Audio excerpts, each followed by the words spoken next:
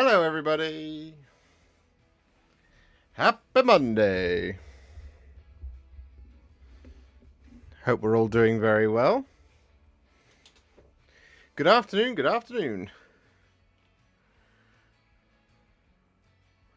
We are live. And everything looks to be working. So, how are you all? It's been a while. We didn't stream last Wednesday because it was too hot. It was unsafe working conditions. That's why we didn't stream last Wednesday. So I feel like I haven't spoken to you guys in ages.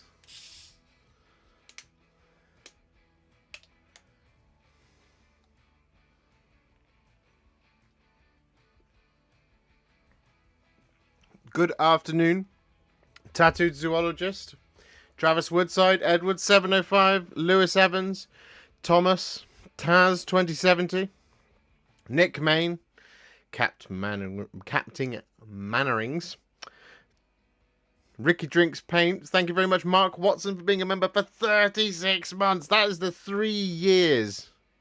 You are an absolute legend. Ricky Drinks Paint has also been a member for 15 months. No, over a year. And then we have another year-long subscriber, member, Edward 705, member for 12 months. Absolutely insanity. Thank you so much, guys. You are the pillars of this community. It's because of you that we're still going. Hello, Liam. Good morning, David. Heatwave just broke where I am also. Oh, I'm sorry, Taz. I don't do well in the heat. Honestly, last Wednesday it was like, and I really wanted to stream, but I came up here with my little thermometer, and it was well over 40. It was like 43, 44, something like that. And I was just like, no, these are unsafe working conditions. We can't do this. Dude, you rock. Thank you very much, Lewis. I see you've just become a Patreon. Thank you very much. You're an absolute legend. Reza. Big love to Reza, everybody, today. He's had a tough day. So everybody, please send love hearts or 5s or 1s or 2s or whatever you want to type in the chat. Please, everything that you can to Rez. He's one of the best dudes around, so he deserves all of your love.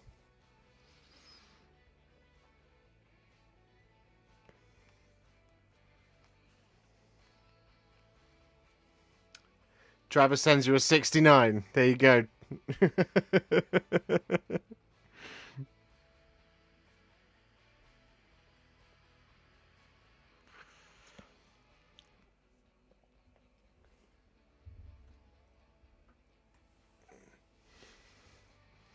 It's basically an outpouring of love for a wonderful, wonderful star of the show. Loki, Rich's cat.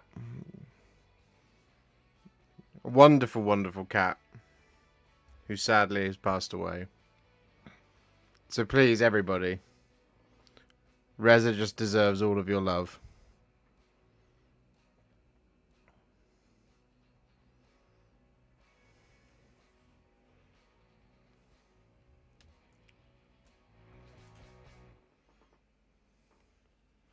Thank you, guys. You guys are the best.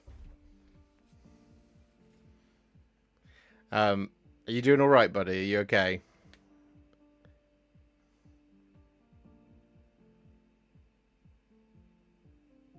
Hello, Abdul.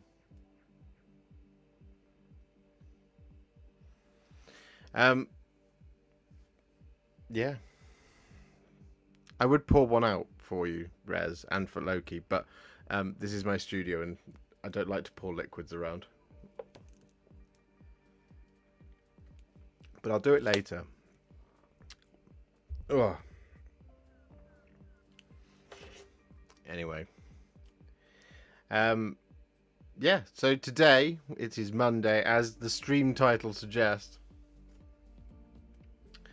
We're doing lots of bits today. It's going to be a bit fragmented. You can pour it in a glass. I could, I'd have to go and get one.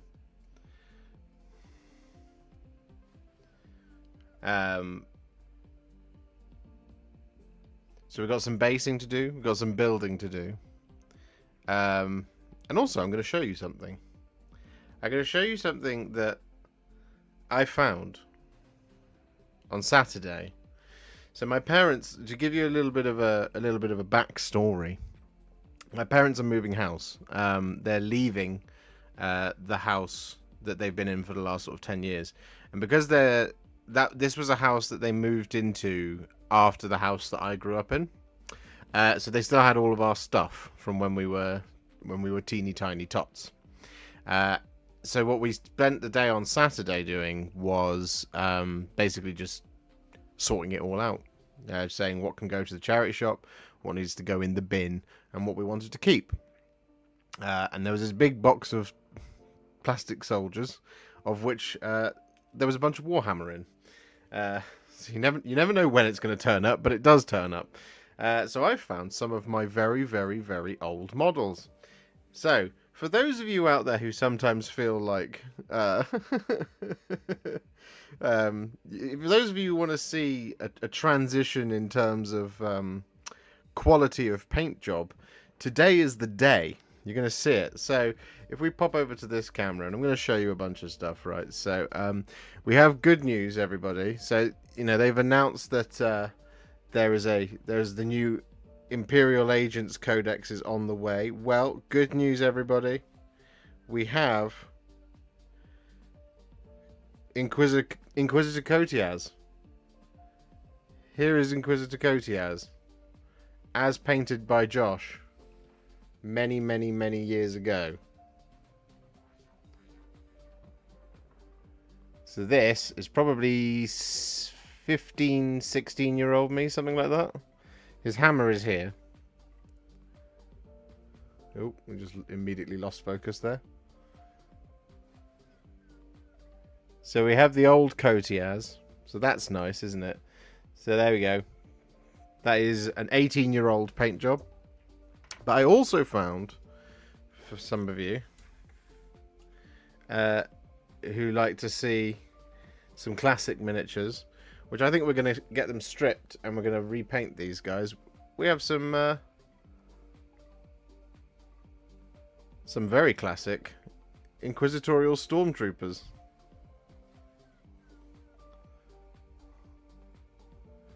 There they are. So we have 1, 2, 3,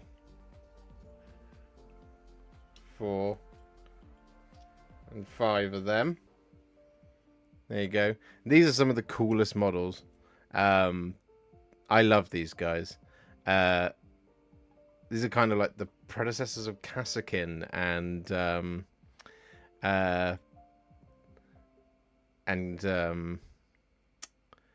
what they called Tempest of Scions. So there you go. We found some of them. There's more that I've found, but I need to sort through them. How do you strip them? I will put them into methylated spirits and leave them for a little while.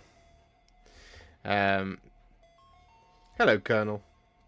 I love the older Kotiaz, and I still have my metal stormtroopers as well. I've got the rest of his retinue, I think. I think I've got the whole retinue. I can't remember, though. I need to Google it and look it up. Especially with the Goblin Green bases. Yeah, I'm telling you, 15-year-old Josh knew what he was doing, you know? Goblin Green bases. This is what I'm saying. Anyway, how are we feeling about the new Blood Angel reveals today? We'll get to it, Sponge Monkey, I'm sure. Hello, Swarm. So, slightly newer models that have been painted for you guys. We've done our Liberators. So I changed tack a little bit. So there was one I swapped out. So I didn't end up doing the Stormblood Guard, because the Stormblood Guard are just Hallowed Knights but with red shoulder pads instead of blue. Right? So I just ended up not doing that. Instead, we went for a little change. So here is one. Here's one of our. I'm just gonna zoom in the camera. That way we don't have to keep messing about. Let's just zoom in. There we go. So here we have an Astral Templar. So this video is on its way. How to paint your Astral Templar Stormcast Eternals. We also then have the Bloodied Dawn. Blooded Dawn. There we are.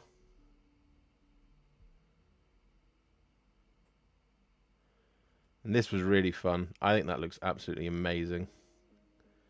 It's a really, really cool scheme, this one. So we've got the Blooded Dawn. There they are. We also have the Sons of Malice, as promised.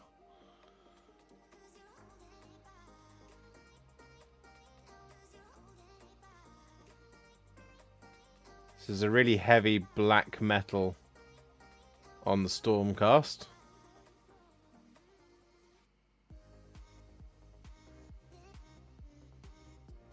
And then, finally, the one that I think I've been requested the most, and the reason I didn't show it immediately next is it does look very similar, but we have some Celestial Warbringers.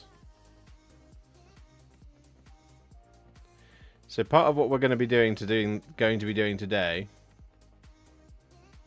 you want to do a Gryph-hound in Loki's fur colour. Oh, we absolutely can do that. I might have a spare Gryph-hound res, if you don't have one. I might do.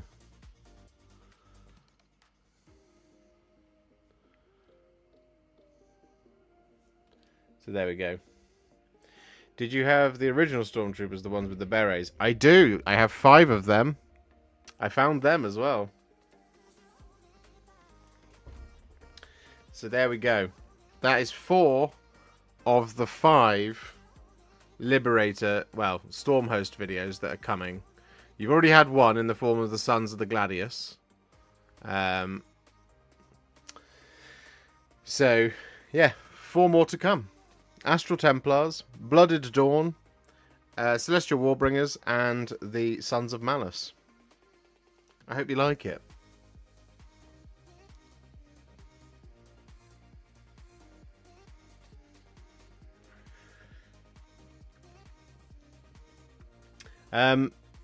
Before we go any further on the list of things to do, so one of the things we have to do today is we do have to do these 2 bases, right? That's one thing we need to get done.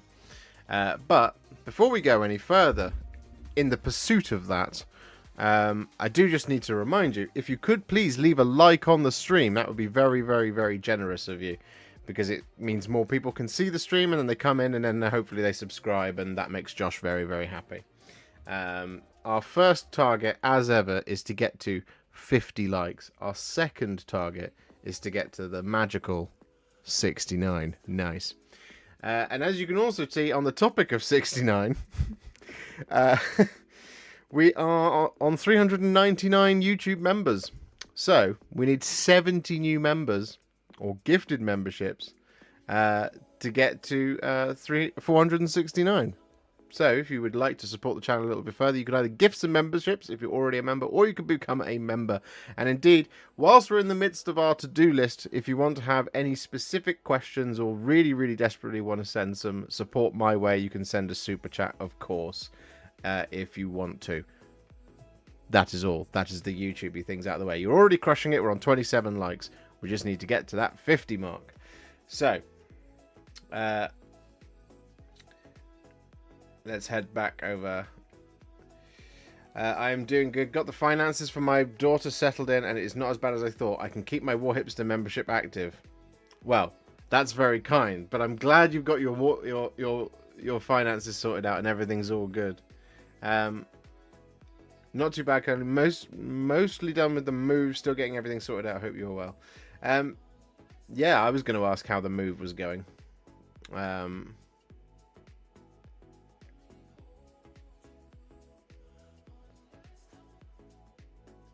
But I'm glad it's going all right.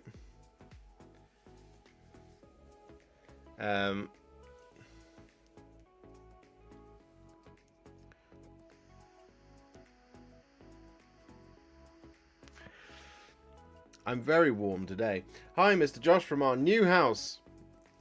Moving the heat was traumatic. I can imagine. Are you okay, Laura? Are you enjoying the house move yet? Did you do a video on the Blooded Dawn paint scheme? I very certainly did. So videos for all of these: Celestial Warbringers, Sons of Malice, Blooded Dawn, and the Astral Templars. They're all coming very, very soon. It will be this one, actually, that will come out on Thursday. Blooded Dawn will come out on Thursday. And then we'll do one of these 3 at some point. So the big question is, other things that we've got to do today is I've got to finish building this Trygon. I've got to do those bases, and I've got another Fire Raptor, obviously, to build from that box of Fire Raptors. So I think we might just start off by finishing the Trigon build, because that's probably going to be the quickest thing to do.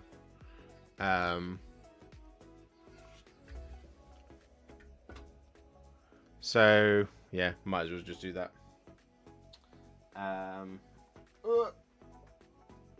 We did a big spearhead event last week for everyone to try the new mode of gameplay and challenge everyone to paint their spearhead as quickly as possible. Washable to do. My hallowed knights.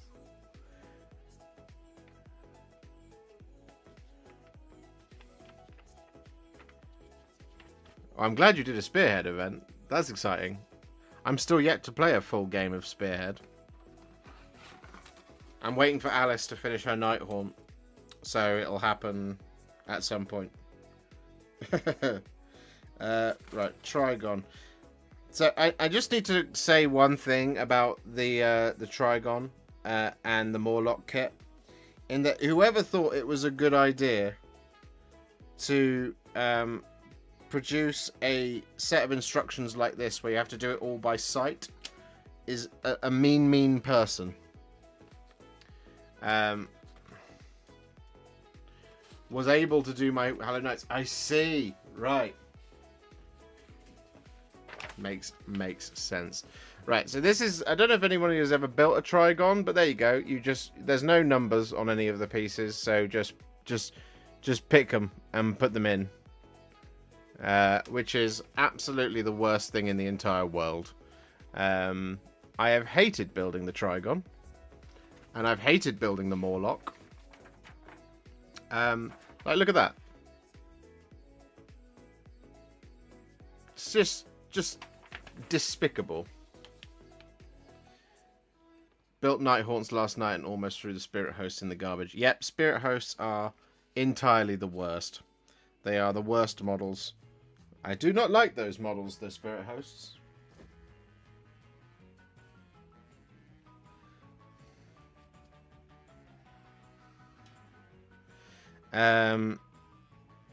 So we need the tail for the Trigon, which is this piece here. And like, just to prove, look, see, no numbers or anything. So let's just get on with it, shall we? I'm pretty convinced that this is the correct piece. What about the... Yeah, it is the correct piece. We shouldn't now need any of that, but we'll just put that down there for the moment. Okay.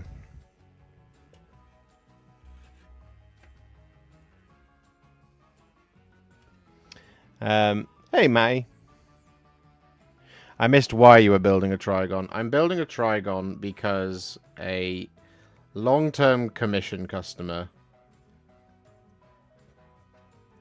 wanted me to do this. It's not for me, it's for a commission.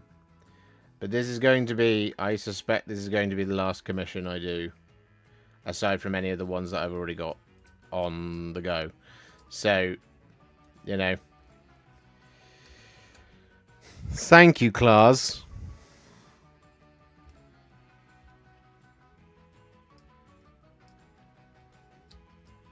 For giving me the worst models to build. It hasn't escaped my notice. So yeah, we are painting up a Trygon, a Morlock, a Maliceptor, and a Death Leaper in the colours of Hydra. And I'm not sure if I'm going to do a video on it. Depends on what you guys want. If you guys want a video on it, I'll do a video on it. If you don't want a video on it, I won't do a video on it. I have until the end of today to decide because I need to get these built and primed. Now, all of the rest of them are built, but the this is the last bit that needs doing. So we're just going to get it done.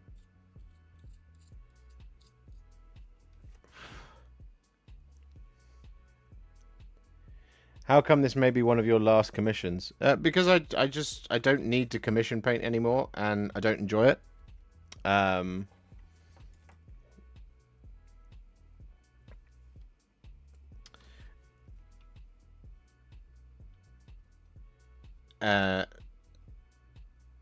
So, like, commission painting was great when I was kind of getting the channel started because I didn't have 900 videos.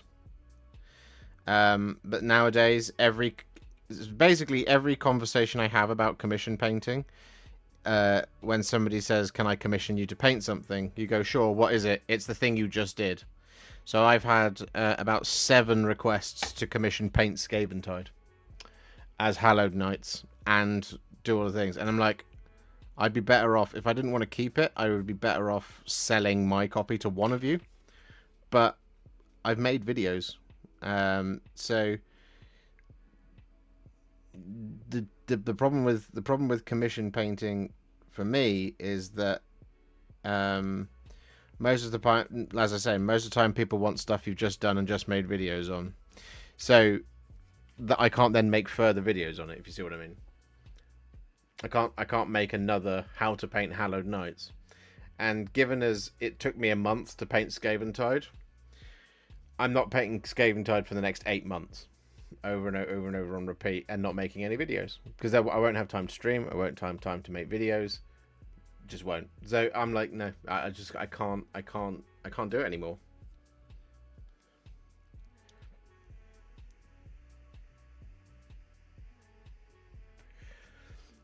There's always that possibility that one day somebody gets in touch and says, "Hey, I know you're a really, really good painter. I was wondering if I could commission you to paint insert model here that you've not done." But they never do. It's always do the thing that you've already done.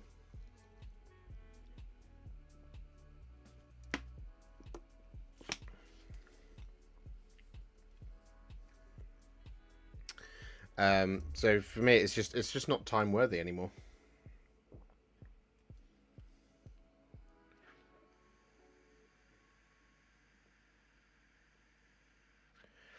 How long until the Callous and Toll video? Well, I need to paint. So I need to paint this. This needs to be done, as does this skeletal steed, as does this Morlock. This Maliceptor, and this Death Leaper. So Callous and Toll might happen after I've done these, but I need to do these 4, and then I need to also do Hector Rex and his retinue. I just need to finish them. So once that's all done, I then don't have anything like pressing that has to be done immediately. At the moment, we shall see what happens. Games Workshop might send me a box or something, of something that needs to be done imminently, that I think might make a good video for all of you. Set a price of 10k. I mean, that's it, right? If I say, I'll do it if you pay me 10k, and someone says, yeah, okay, here's 10k, then I'll do the model. Of course I will. But they don't. The conversation about commission painting often goes along the lines of, "Hey Warhipster, would love it if you could paint me a copy of Scaventide. How much would that cost?" I don't know, like £600. I was hoping you could do it for 50. £50,000? No, £50. No, that's not going to happen. And then it's the end of the conversation, right? And I hate disappointing people. So I'm just kind of in this space now where I'm like, I don't really need to do these anymore. I don't need to do commission painting. It's not fun. It's not awesome. And it just stresses me out. So it's better to just kind of say I'm probably done taking them from now on. How many models do you paint a day? On average, at least one. I usually paint it in a good week when it's not like full of heat waves and awful weather and conditions, or my neighbor isn't pressure washing the entire garden for 12 hours so I can't get any filming done. I typically paint sort of 12 to 16 hours in a day. Depends on the vibe. Skaven Tide, whenever a box like Skaven Tide or Leviathan comes out, because there's so many videos, if I stuck to just doing 2 videos a week, you would be getting Skaven Tide videos and up well into like October, at which point it's no longer relevant and no one cares. So there becomes a bit more of a kind of time dependency on that, in that I end up not being able to paint for sort of 16 hours a day. I end up being able to paint for like 10 hours in a day because I have to spend time editing the video that goes out that day, as you see what I mean. Because when Skaven Tide, there's been at least 15 videos that have come out for Skaven Tide, and there's 4 more. 16 videos so far, so it's probably about 20 videos total, which would be 10 weeks in a normal content schedule. But I'm trying to kind of make it so that you kind of, the Skaven Tide videos have relevance, rather than just doing like one video from it and calling it a day. I know that's not what you guys like want from me, and it's also not what I want to do, because, you know, come on, it's Skaven Tide, it's a big deal. How's that look? That looks right, doesn't it?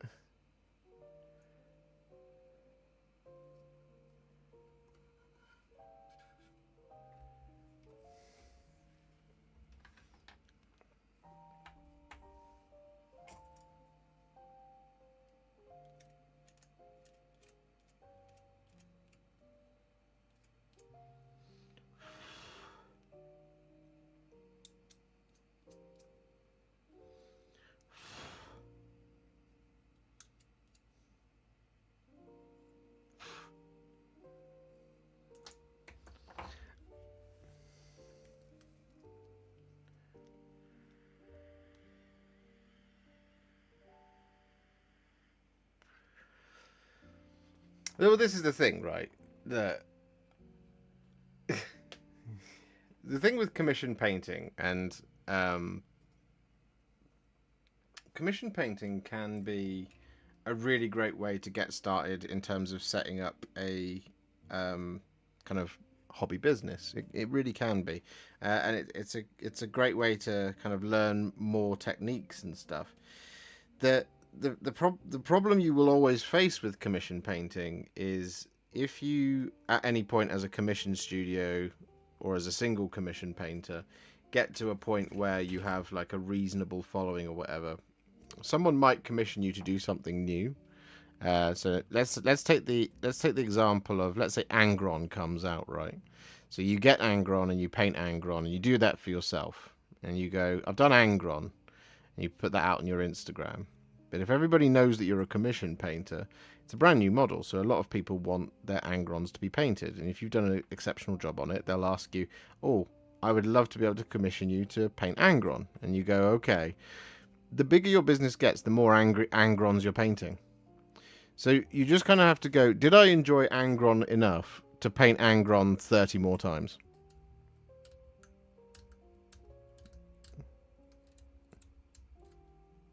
Like, do you enjoy painting a character enough to paint that character even 5 more times? And if you don't, then it's probably not a good idea. And of course you can say no, right? But if you move to commission painting and it is a success, and I wish the best for anybody who tries to make a business out of Warhammer painting.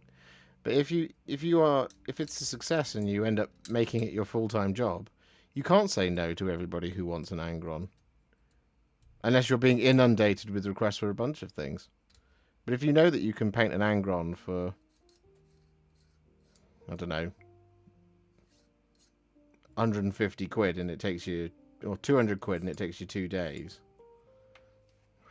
you can't say no to all the Angrons. So you just end up painting Angron for weeks and weeks.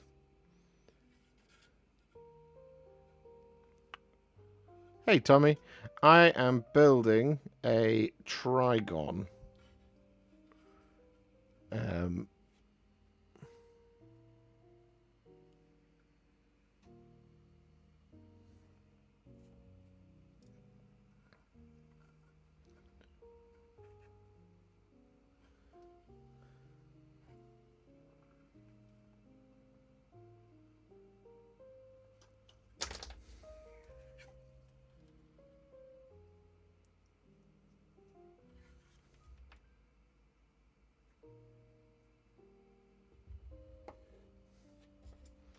Make sure we got the right one. Yeah.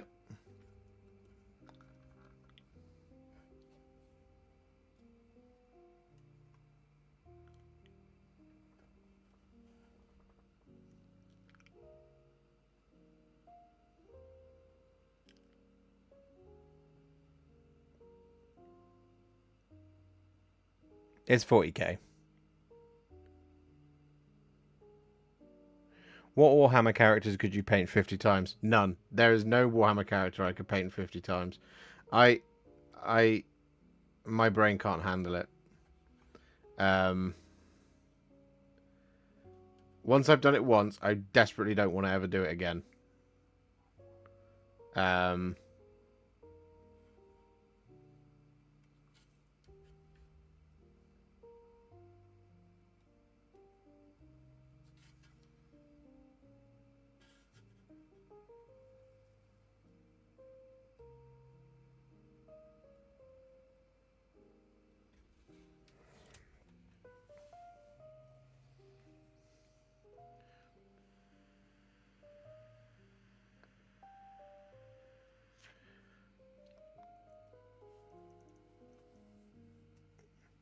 Have you done commissions outside of Games Workshop models? I have not, no. But it's the same thing. I wouldn't want to paint. I wouldn't want to paint multiple Iron Man or Captain America. Just wouldn't want to do it. Once I've done it once, I've done it once. You know, it's different with it when it's like, you know, oh, I'm going to build an army and I need 30 intercessors. Okay, well, I need to build and paint 30 intercessors, but I don't want to paint 30 intercessors multiple times. I just can't. I can't do that. I just don't want to do it. I think eyeballing it. It's these ones now that come next, but we shall find out because it's a dumb old kit, so we have to eyeball it. Yeah, it is those ones. Yeah.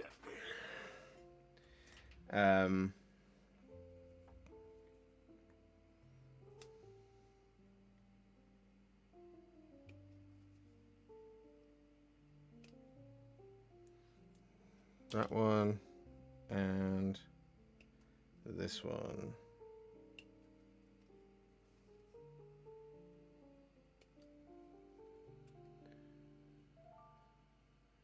Would you do clan rats 5 times for 2,000 GBP? No, I wouldn't.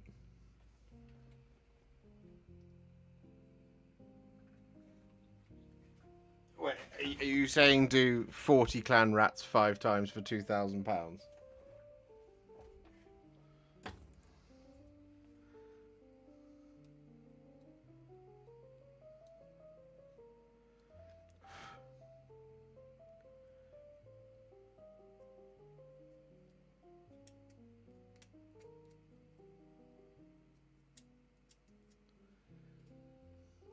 That would be 200. So that's £10 a model.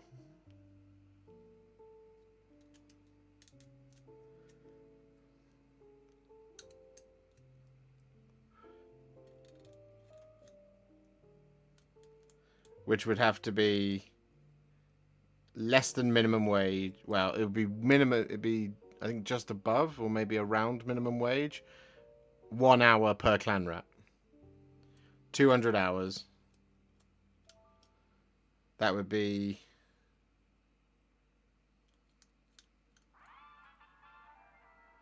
That would be a month of painting nothing but clan rats. So no.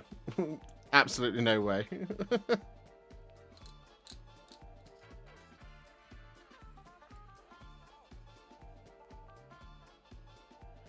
Would you paint clan rats for a Man United season ticket? No, I wouldn't. I've painted... Let me be clear. I've painted 40 clan rats. What do you make you think I would want to paint more? Could you paint and build 50 different Stormcasts? What do you mean? As in 50 completely different models? Or 50 different Storm hosts? If I have to come up with the schemes, no.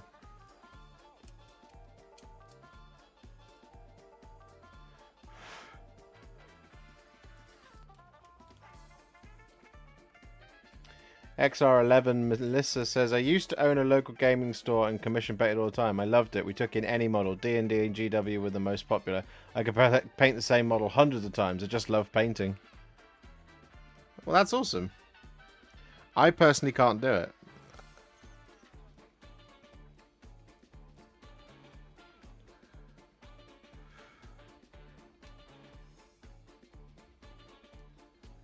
There was a time in my life where I just used to... just, like, you know, I'd have one army and I would focus on it and I would do that until it was all done and it was all finished, and I would keep buying models for it, and then occasionally I would get distracted. So it's why I have so many Blood Angels, right? There's loads and loads of Blood Angels. But nowadays, I can't just stick to one thing. I have to do other stuff.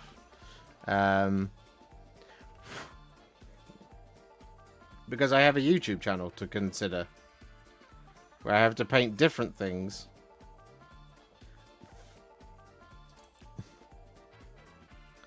I can't make a video about painting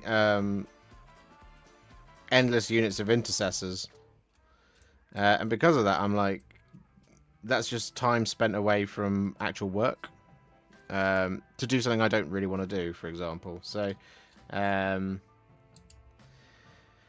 Yeah, I like having a lot of variation these days in what I'm doing in order for me to concentrate on hobby and enjoy it, and also make theoretically varied content for all of you guys.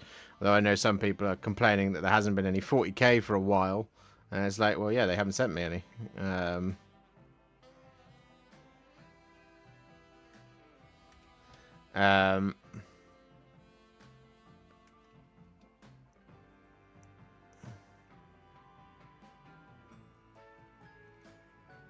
Something like that should work. Are you getting your hands on the new Blood Angels DC box and the new Captain/Priest? Maybe. If Games Workshop sends it to me, yeah, I'll do a video on the two characters. If they don't send it to me, I probably won't buy it, no. Because I'm just like, it's fine.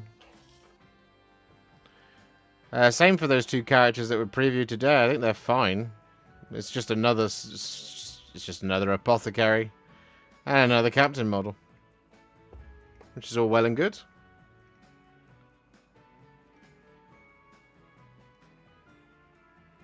I don't think they're particularly special. I don't think they're particularly awful. I'm just like, yeah, cool.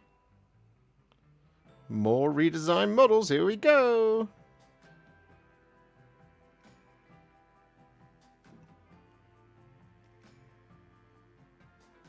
Can you paint 50 Ripper Swarm bases? No, absolutely not. Ripper Swarms are a pain in the arse to paint.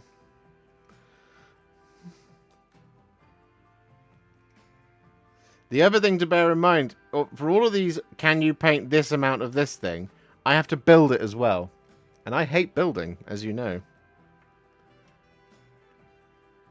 So bear that in mind with your questions.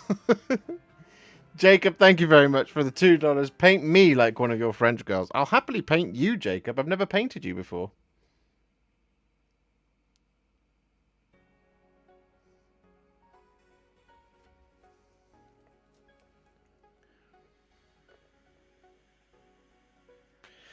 Oh, that's awesome, nerd. Nerd bear. Yeah, like I said,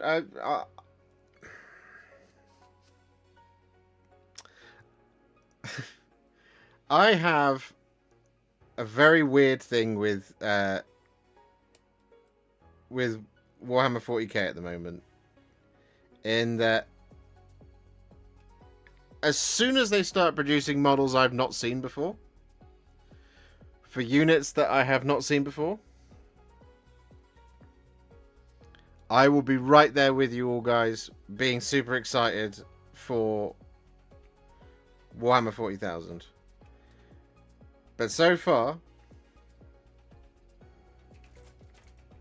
the Blood Angels are not doing that. I love Blood Angels, I really do. They are my favoritist in the whole wide world. But I wasn't sat here going, looking at my painted Lamatis and my painted Astaroth and my painted Sanguinary Priest and my painted Blood Angels captains thinking, do you know what these really need? New models.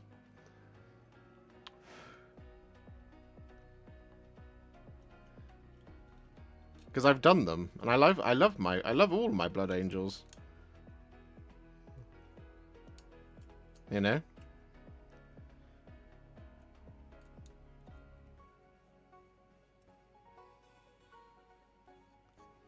And that is not a comment on the quality of the models themselves, but it's like, okay, cool. It's another Sanguinary Priest.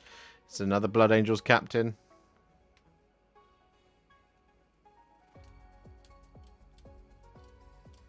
I already have 15 captains.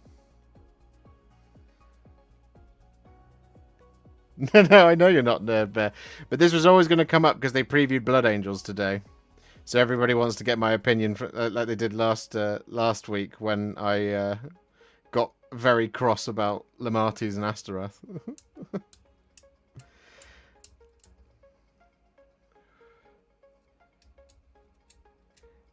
I mean, do you know what? The one thing I'm just genuinely surprised at is that the Sanguinary Priest isn't just redone Brother Corbulo.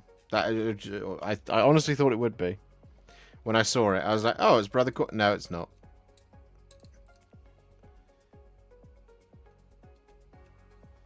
Do you use an airbrush for primer or rattle can, and why? I use a rattle can because I prefer it.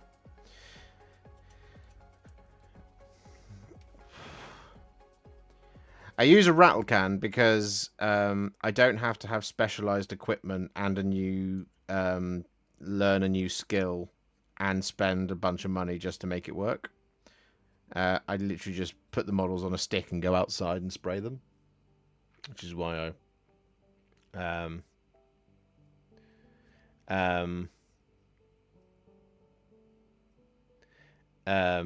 which is why I just use a rattle can. A decent airbrush sets you back sort of well, I mean, lots of people will argue with me when I say this, but a decent airbrush that isn't going to clog or break all the time or require different things will set you back sort of 200-300 quid. And honestly, if you can just get the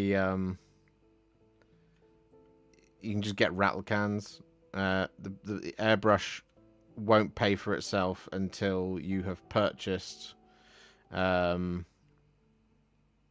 maybe 20 or 30 rattle cans, is my view on it. God, this is a congested model, isn't it?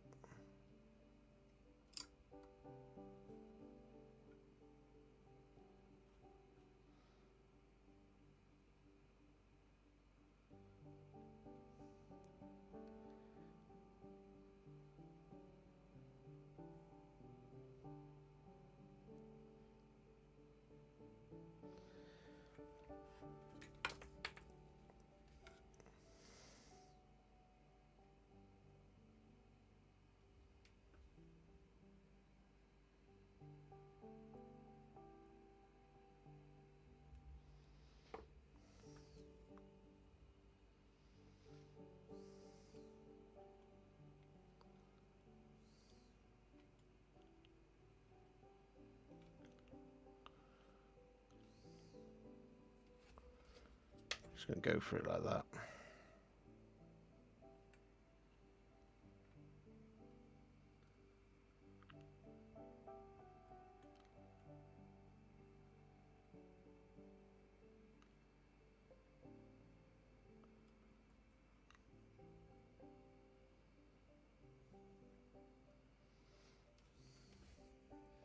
That'll do. It's built.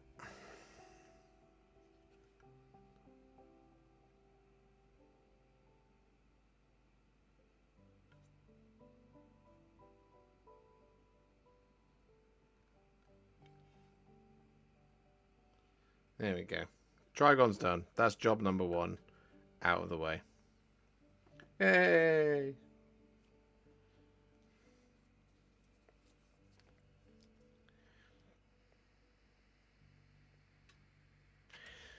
Are there 15 companies for those captains to be in charge of?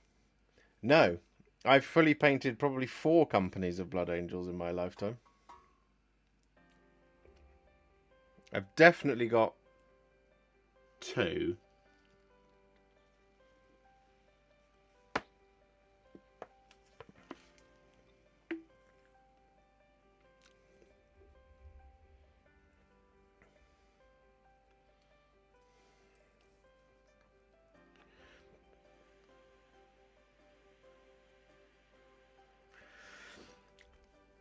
But this is the point we're like kind of making about 40k models at the moment, right? Is that the best thing about Imperial Agents that's coming was the Inquisitorial Agent set that came out as part of Kill Team after Leviathan. And what they arguably should have done for this one is a multi-part Inquisitor set with various different war gear options and the ability to attribute it to Malleus, Xenos, or Hereticus. That would have been much cooler, right? But no, we get a redesigned Cortez, or Cotiaz, however you're supposed to say it, and it's not a very good redesign. But they're shooting for models that they know will sell because they're recognizable names and people. So it's the same thing for Blood Angels. They're not going to give you a brand new Blood Angels character for some reason. They're just going to redo Lematis, who should be dead, and Astarath, who, fine, doesn't have to be dead. And then we're getting a Sanguinary Priest, which is just a slightly fancy primary as Apothecary, and a Blood Angels Captain, which... An on-foot Captain? And you probably want jump pack ones?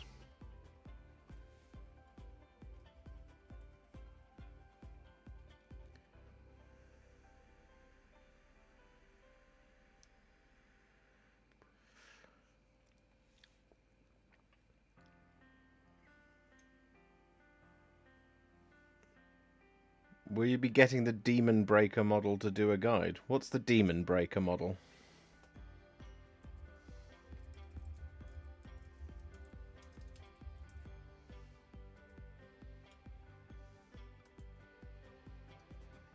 Oh. The new sister. I might try and buy her on Saturday.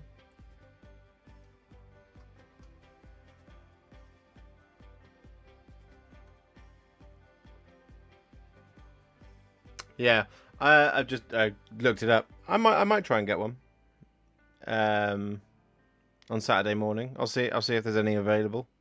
When it comes to models like that, I generally tend to wait until the end of the day to see if they're still in stock because I don't want to take one and have people be mad at me.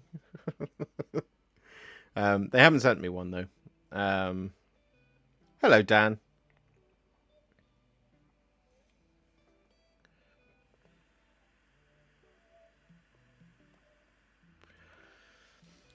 Okay, we've done job number 1. We've built the Trigon. So our next job is going to be to paint those bases, I think.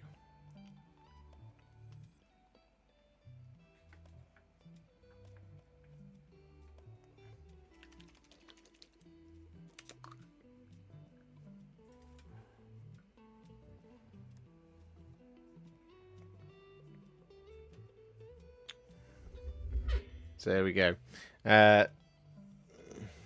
So we're just going to apply a little bit of Black Templar here over the top of this rock.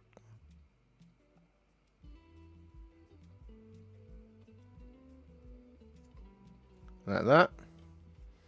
And over the top of this rock as well.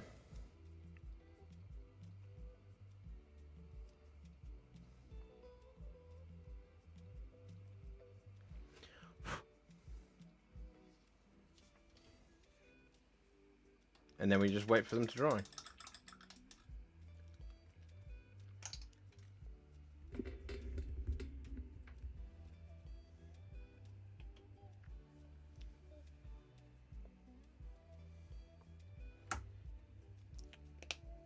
We're 1 like away from 50, guys.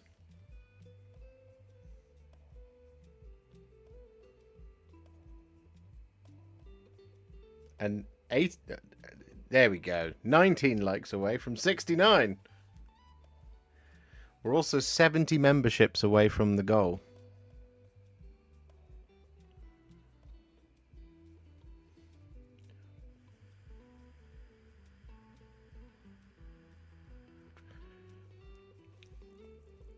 Whoever becomes the first member or gifts the first members attains the legendary status for today.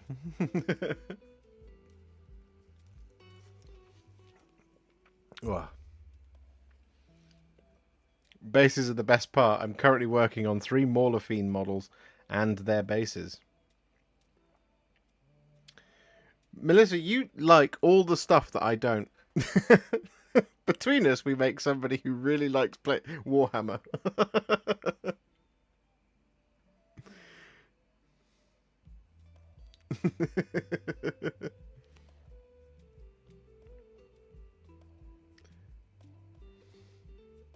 Why though, since they can just redesign figs and sell those? I mean, it's the model they've gone for with 40k. It's just what we're gonna do now.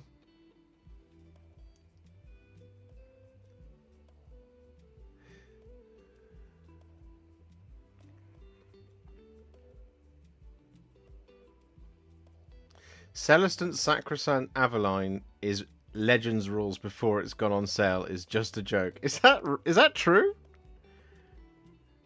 It's already been moved to Legends before it even had a chance. I mean, look, it was illegal. It's an illegal model anyway because it's at least on a 40mm base. It looks like it's on a 50mm base, and it wasn't in the Sisters Codex, so it was never going to have proper rules anyway. Unless it was in the Sisters Codex.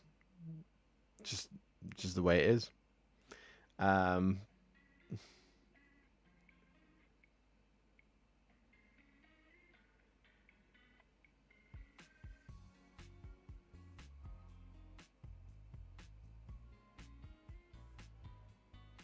Isn't the Hospitalia on a 50?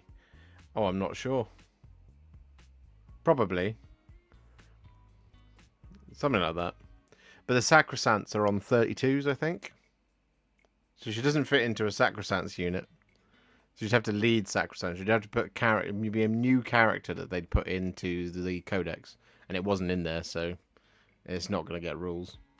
So that's why. It's just a bit silly, isn't it? It was a bit weird.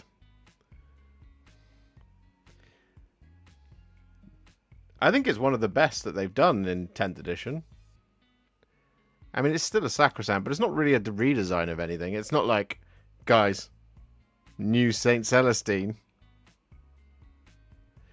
Instead, they got the Jump Pack Canoness. Yay. A returning model from a range that didn't have a model before, but did have the option, so people already have it. Hooray.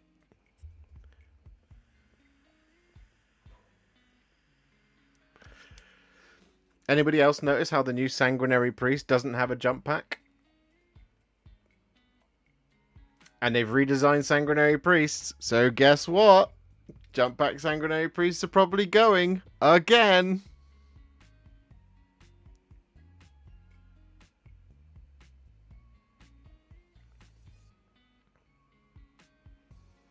Is what I would guess.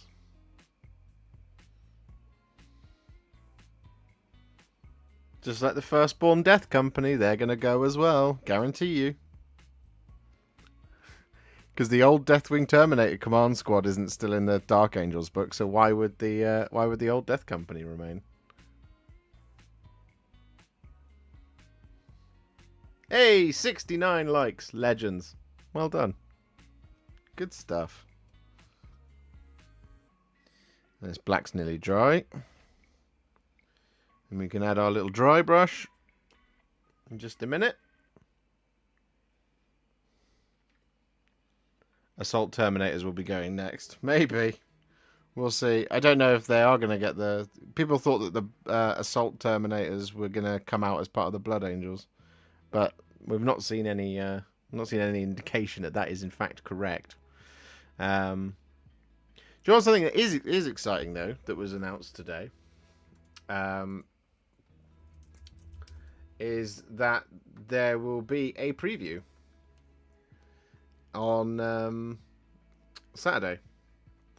And I'm going to guess that it's probably going to be all of the new Skaven, because it didn't look like the Stormcast were having a great time in the slaughter at Hellcrown.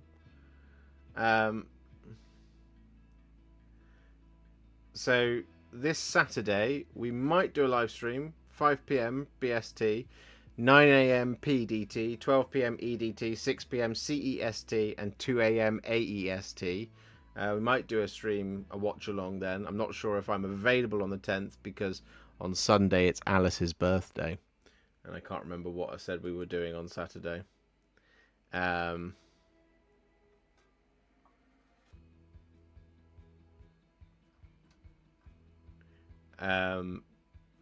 yeah, we'll be able to find out what all the new Skaven are. Because let's face it, it's not the Stormcast based on the results as last time I saw them. But are we going to get Karandras, Craft Worlds for Life? Yeah, you probably are. You probably are going to get Plastic Karandras, because Plastic Striking Scorpions happened in the Kill Team box. And so far, every time they've done a aspect, they've also done the Phoenix Lord. So Morgan Ra, however you're supposed to say it, and the Dark Reapers, Jane Zar and the Howling Banshees. But the Striking Scorpions haven't had Karandras yet. I don't think there is one for the Rangers, and if there is, I don't think he's ever had a model before. I can't remember the name. Someone in chat will probably know. And I'm not sure there is one for the Shining Spears either.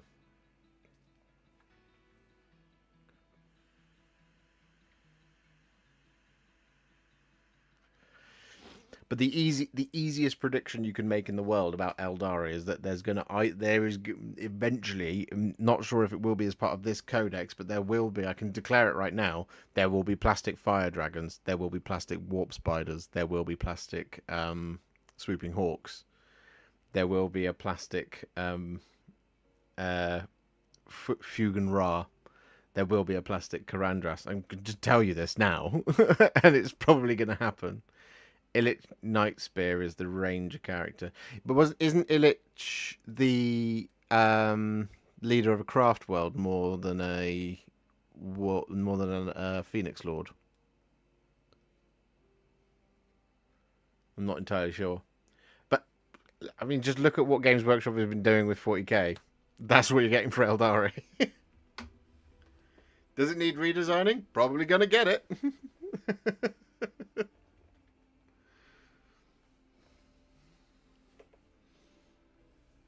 Mandrake's just got done.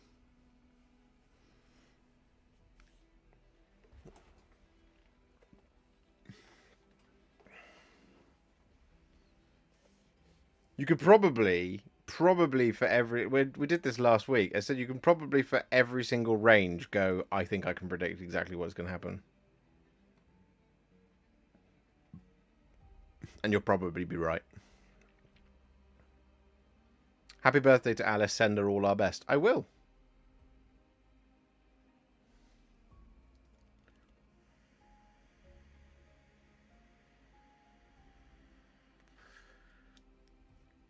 I will be shocked if the Eldar get something I haven't thought of.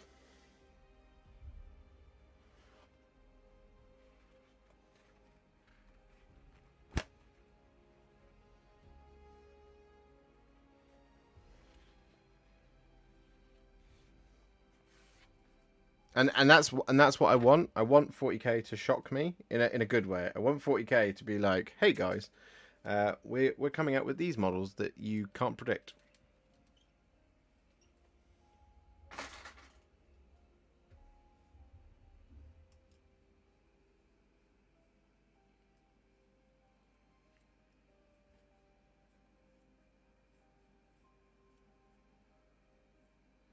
I've been listening to Plague Garden while performing household duties. I'm in danger of being more sympathetic to Grandpa than Sigmar, to be honest. Thanks for the recommendation. No, that's the point of Plague Garden. Plague Garden is supposed to it evokes it's it's equally balanced in terms of the investment you have in the characters on both sides. That's why it's such a good book. You learn so much in that book about the Garden of Nurgle and the way it works and the characters and the people of the Grandfather's realm than you do about the Stormcast. But the Stormcast are pretty cool in that as well. Redesigned Guardians. And that already happened. That happened in the last Eldari release. Right, we're dry brushing now with Tyrant Skull.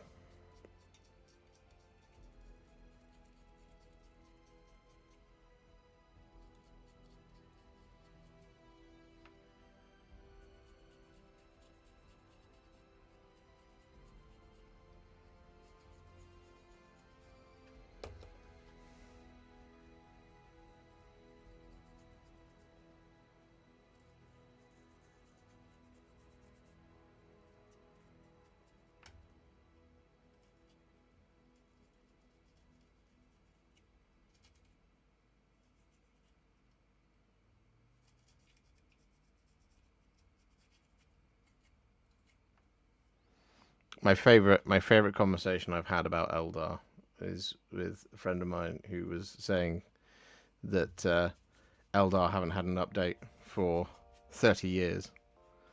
And I was like, are you joking? they've had quite a few updates in recent memory. Yeah, they've had the Guardians, they've had the Rangers, they had the really cool Shroud Runners. They were awesome. The Autark. They've had the Ynnari stuff, not that I think that really matters. The Howling Banshees, Janezar, Morgan Ra, the Dark Reapers, the Avatar of Cain, Shining Spears. They've had tons of updates, and he was like, "Yeah, but not the ones I wanted to be updated." He's like, "Yeah, but that doesn't matter. You can't say they haven't had an update for 30 years because they haven't updated what is it that you don't have." And he's like, "I don't have any warp spiders." And I was like, "Yeah, well, fine, but that doesn't matter. They've had tons of updates, loads of new models." And it will keep continuing.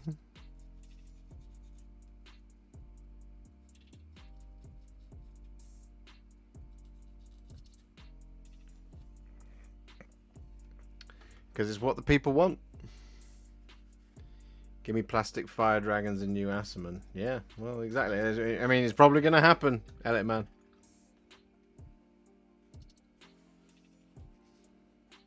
And if it doesn't happen with this codex, it'll happen with the next one.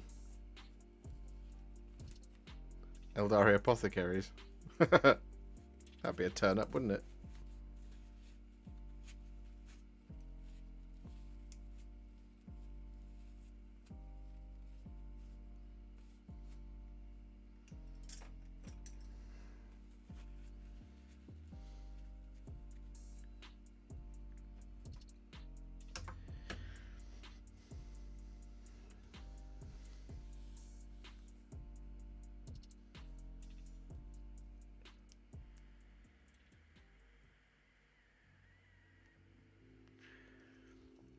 More stilts.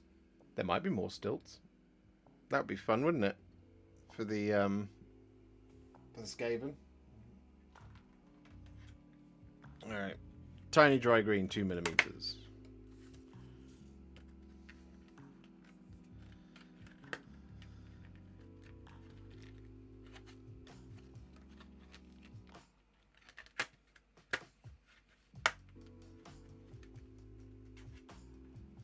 Wait, why am I putting that away? I don't need to put it away. We're going to need it in a minute. Where are my tweezers? There's some tweezers. We need all of the Phoenix Lords. No, we don't!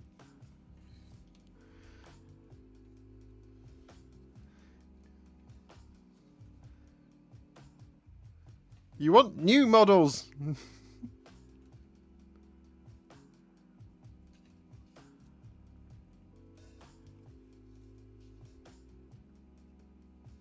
You want to be delighted and surprised by your Warhammer releases.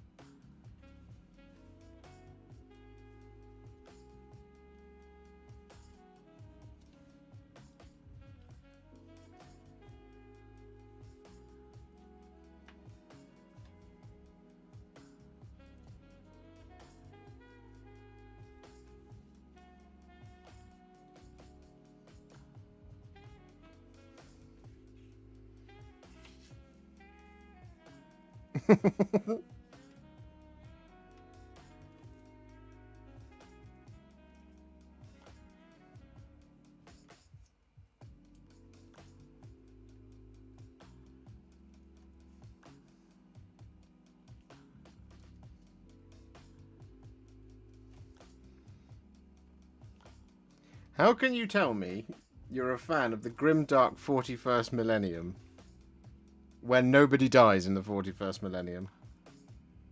Instead, they just get a new model. And they keep going.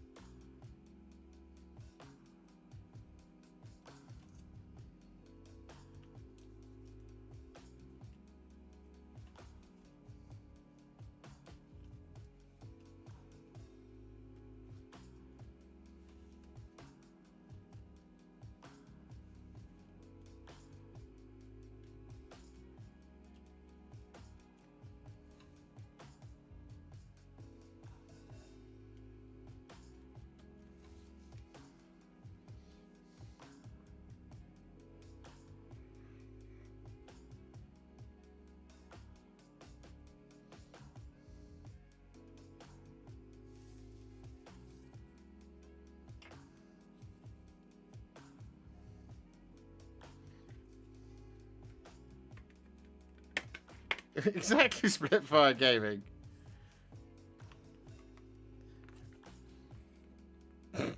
Crossing the Rubicon Primaris can be a lethal procedure. It fails 0.0001% of the time.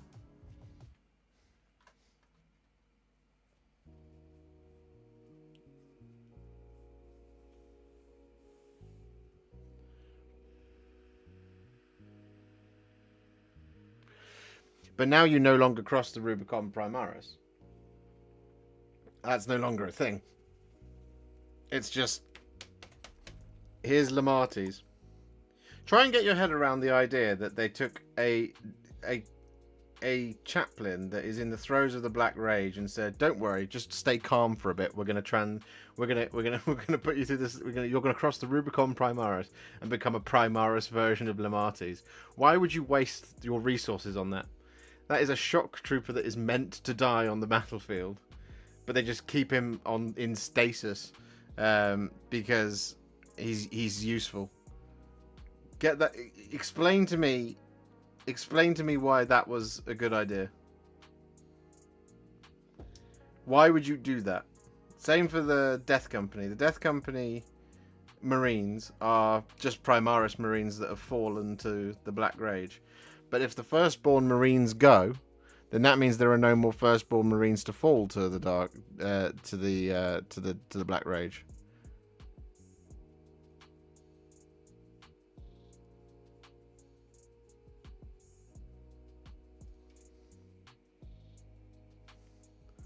And it'll be one less unit to go in your Razorbacks.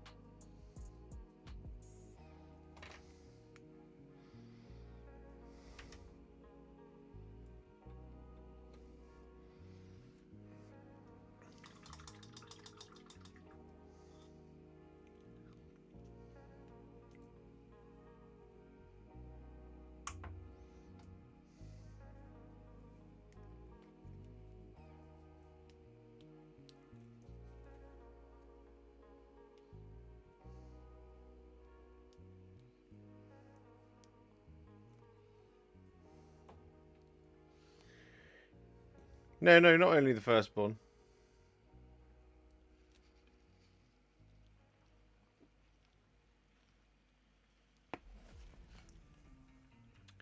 No, it was never stated that they didn't suffer the flaws of their gene sires. It's what basically the whole thing with the Blood Angels Black Rage comes from people not having read the core book. It's because Gabriel Seth is like, they're not true Blood Angels because they don't have the flaw. And then people have repeated that, and it's become this thing of like, oh, well, Blood Angels Primaris don't have the flaw. It's not true. Blood Angels Primaris do have the flaw. They absolutely do have it. It's that it's that Gabriel Seth didn't think of them as true Blood Angels. They weren't sons of... He didn't think of them as true sons of Sanguinius. Until very quickly, Flesh Tearers Primaris Marines started showing the flaw and falling to the Black Rage, and he was like, "Do you know what? These guys are cool now." That is actually what it was. It was hoped that they wouldn't have it. It was their hope that they wouldn't have it, but they did.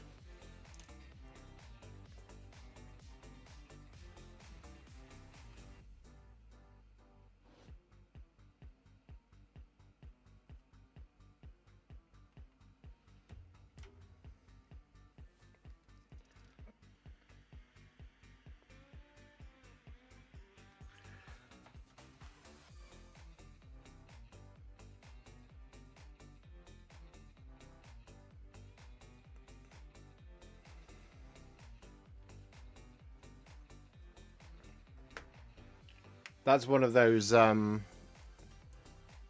people will still say it to you now. Gabriel Seth hates Primaris. No, he doesn't.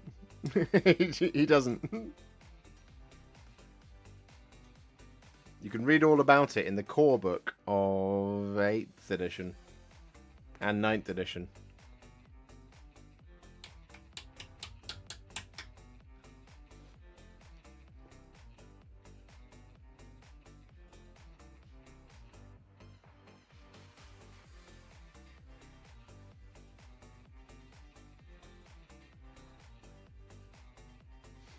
Bloody liabilities. More like more like bloody liabilities, am I right? Not as bad as the Dark Angels. As soon as you say the word fallen, they're off. Yeah. Yeah, it is what it is. 40k is not setting the world on fire right now, so it is what it is. And again, I will just state this. I am not faulting the quality of the Sanguinary Priest model that they've previewed today, nor the Blood Angels Captain. They are perfectly fine. They're very good, in fact. But do they get me excited? No. Because they're not new. What's the Blood Angel equipped with? What are his options? Let's have a look. A chainsword. An Inferno pistol. A relic blade. A power fist. Or a bolt pistol. Wow.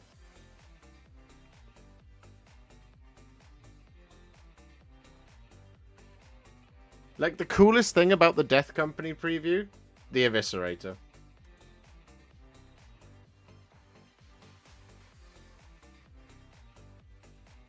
Yeah, but he has 2 sets of arms for different poses. Oh, for goodness sake.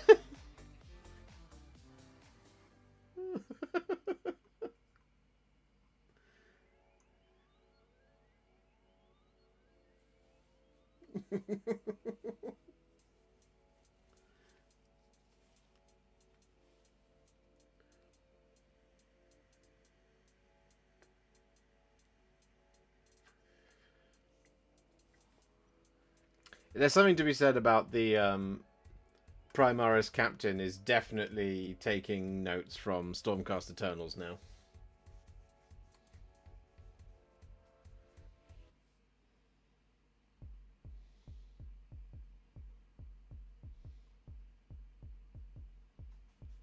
One thing I did notice, though, no tactical rocks.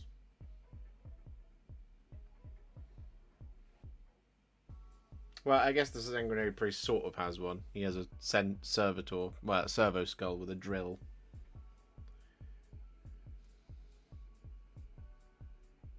Can't even be asked to carry the Narthesium anymore.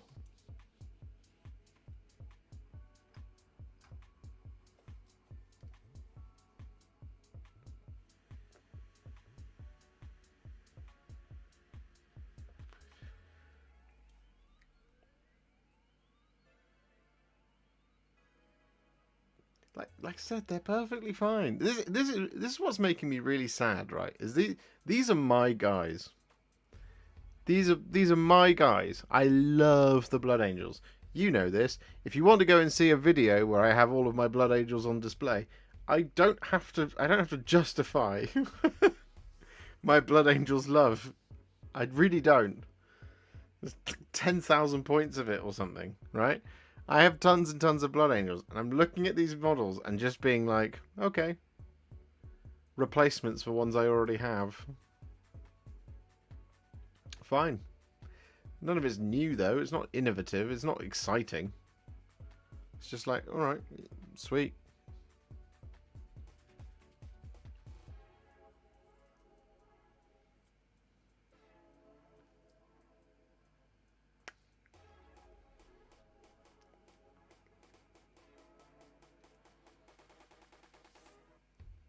He loves them so much, Adam and I collect them because of it. Exactly.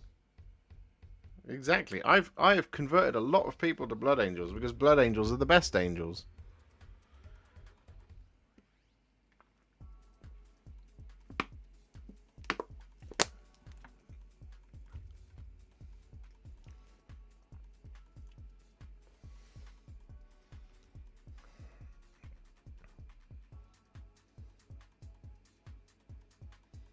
I think there's quite a lot of you know, I don't know.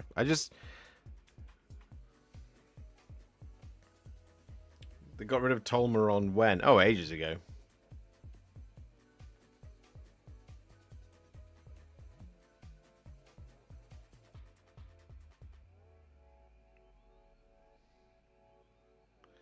Ain't this what happened to the old world back when it was fantastic? They just kept re-releasing redesigns of models that people already had.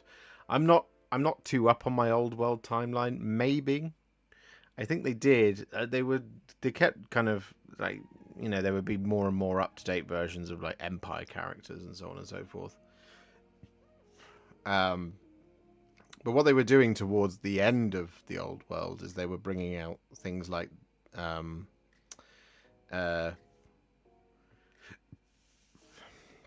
They were bringing out new models like the Fire Slayers, for example, that were really just a preparation for Age of Sigmar.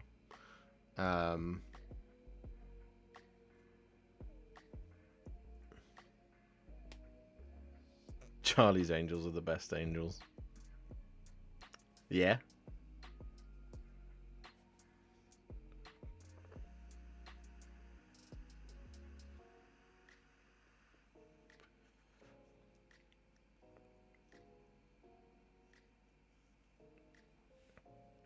Do you know what? One thing I will give Games Workshop credit for, because I'm not completely down on it, it does mean that if you are new to Warhammer 40,000, you are more in a chance that you probably won't have to suffer through things like Finecast.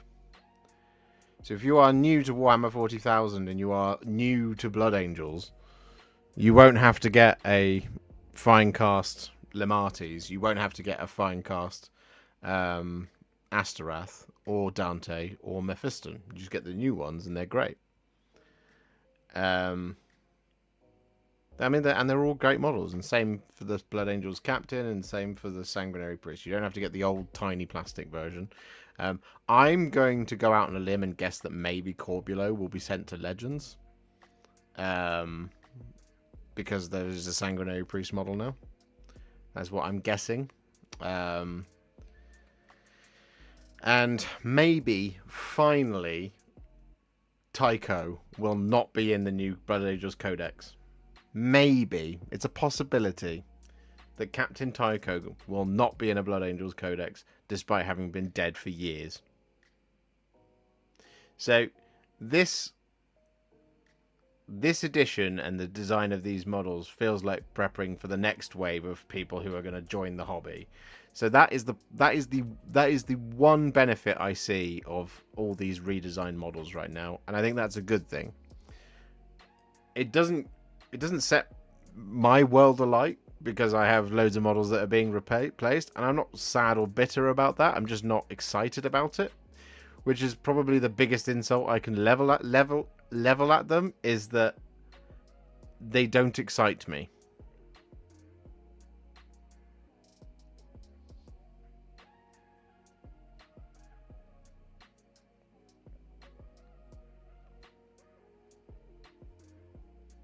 See what I mean? I think that's a fair thing to say. Captain Tycho has 9 lives like a cat. You take that back. No, he's been confirmed dead for a very long time.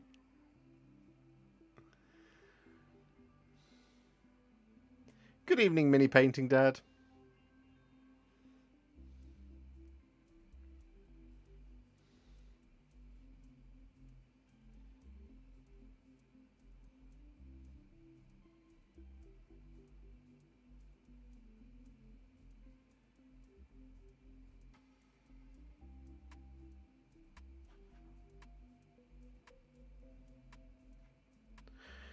I'm sad that I've most likely missed out on the Ordinatus Ulator. It's completely gone from the web store. What's that?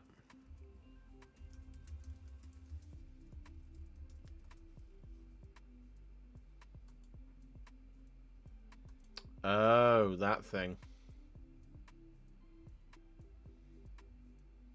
That's the big AdMech gun. Well, Mechanicum gun. Maybe it has gone. I don't know. It might come back when the Mechanicum range is done. Or there might be a plastic version of it coming. You never know.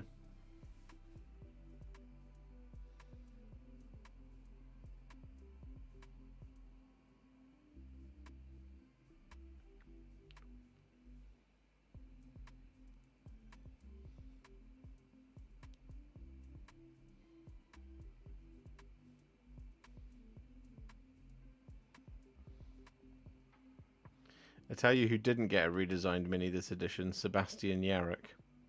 No, but they haven't had their codex yet. So it might happen.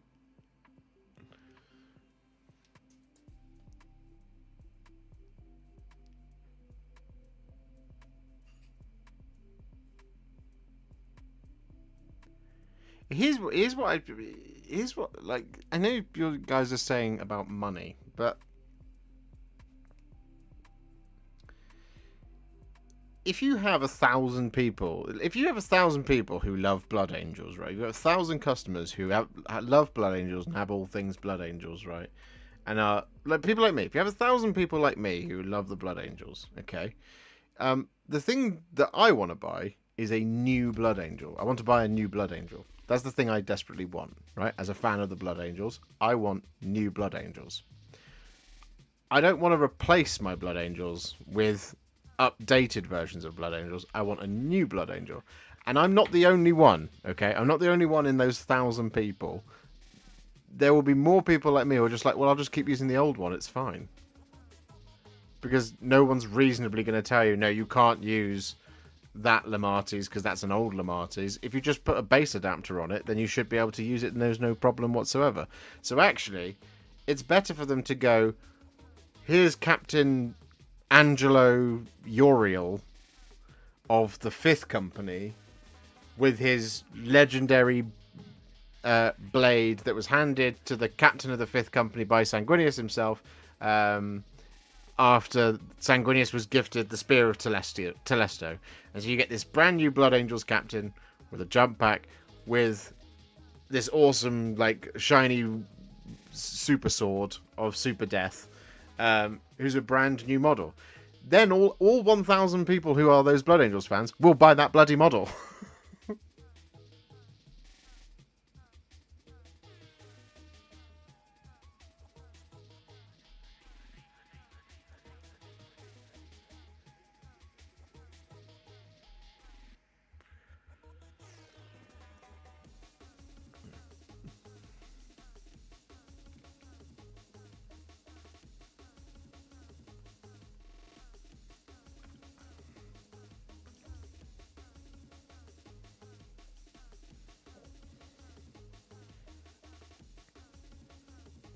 It blows my mind that they have this 40-year lore rich history and they don't just pump out amazing character models.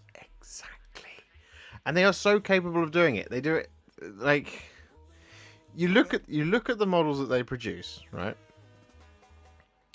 Look at the ones that come out and you go, wow. I mean, look, like that Lematis model is great. It is really, really great. But like, does it have to be? This is the thing: does it have to be Lematis? Like, weirdly, right? I would be way more pumped for it if it wasn't called Chaplain Lematis. I'd be like, wow, a new Death Company Chaplain. Give him a name. I don't care. Call him Death Company Chaplain Steve. You know? But I would be like, wow, look at the Steve model. Steve's incredible. It's like, here's Lematis. Why?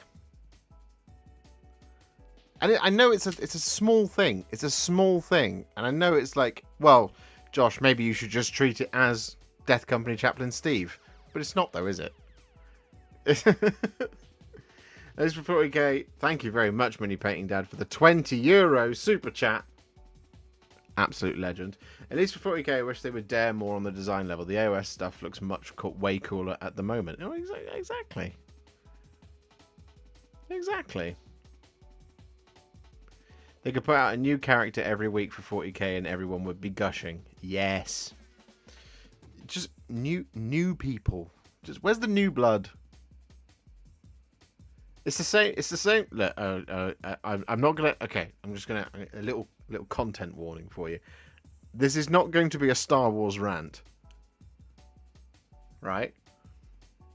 But Star Wars stories that are not about the Empire and the Skywalkers are far more interesting than continuing to fill in the gaps. Yeah? And I know they can be hit and miss. Of course they can. People are not fans of the Acolyte. I've not finished it yet. I will go back and finish it so I can form a proper opinion of it. But The Mandalorian, when it wasn't all tied into all of that, people were like, okay, this is pretty cool. This isn't about Jedi. But then it then became about that. And then the quality of it slid down the moment you introduced a Skywalker.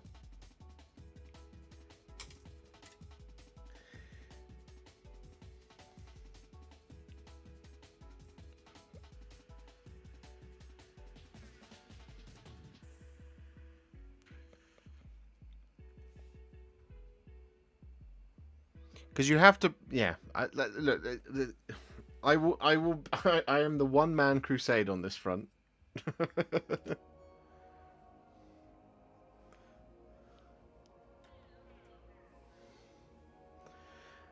um, and I think it's what we as a community should be telling Games Workshop is it's just, you know, just give it a new, just give us new stuff, new people, just new blood.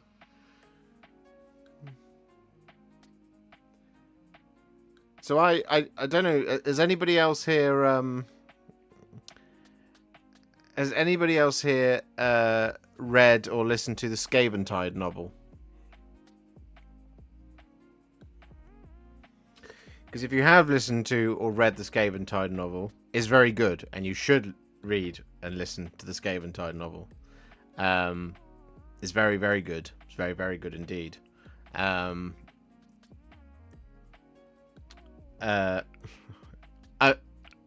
You're baiting me, Chewie. I know you are. I'm not. We're not talking about Star Wars, but that was my point. There's a Scaventide novel. Yes. Are you going to spoil it? No, I'm not going to spoil it. You should listen to the Scaventide novel. But the point I'm making about the Scaventide novel is the Scaventide novel and the Soul Wars novel and the Dominion novel did not follow characters that we'd already spent a lot of time with. They're all with new characters. So, as far as I remember in Scaventide, nobody familiar turns up. They're all just new characters. But they're all really compelling in Scaventide, and I want to continue their story. I do. I wanted the same thing from Soul Wars, and I wanted the same thing for Dominion. I wanted to know more about the Dawnbringer herself in Dominion. It's very good. It's very inspiring. It's very interesting. It's very cool. They don't all have to be attached to somebody new because you already have an inbuilt audience who really want to consume more content about the thing. So you don't have to convince new people through... you don't have to convince this audience to engage in a new blood. Like, you have this... This is what's so frustrating about it. If we go back to the Blood Angels.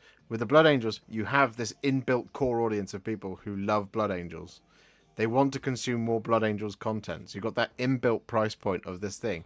You're more likely to get more people interested instead of going back over the same thing. If people weren't interested in Blood Angels before, updating one of the old models is not going to interest them now.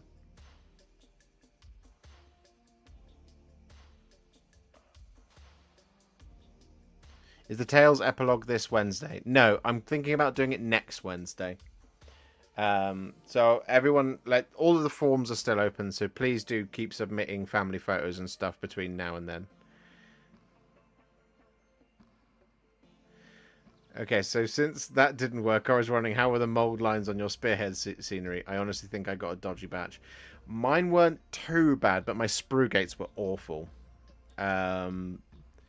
So actually kind of scraping down that, you know, when you clip it, the flash that's left over, that was really bad.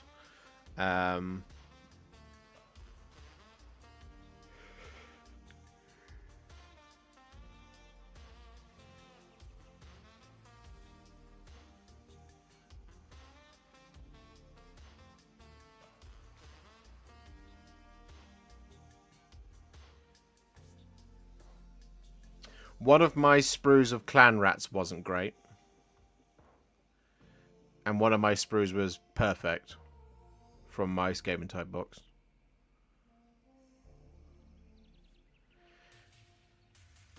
I just feel constantly bombarded with Star Wars. If it didn't feel like my mom trying to cram spinach down my throat as a kid, I wouldn't hate it so much.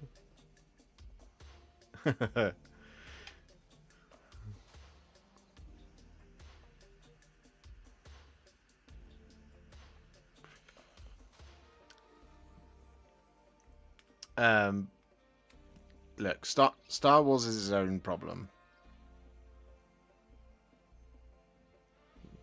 But the people responsible for making content for us nerds to enjoy, they're damned if they do and they're damned if they don't. There is like like this is the thing is this is my and I'm just I'm gonna say this again.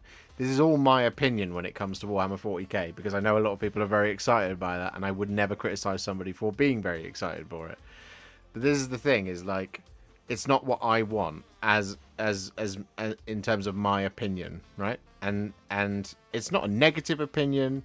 It's not a terribly critical of the company. It's just I'm looking for something different from my Warhammer, and the same thing is I'm looking for something different from my Star Wars and sci-fi. I want to find new stuff that's cool rather than continuing to stay in the same franchises. And if you do stay in the same franchises, tell new stories within that franchise rather than sticking to the same tried and true and tested parts.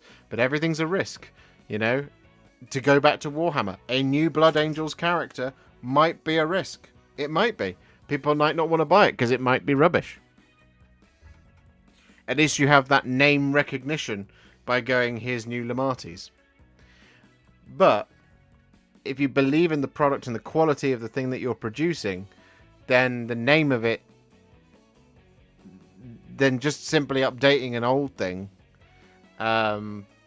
shines through. It really does. When a company believes in the things it's producing, like wholeheartedly believes in the things it's producing, you can feel the difference, right? You absolutely can. If you just look at as an example,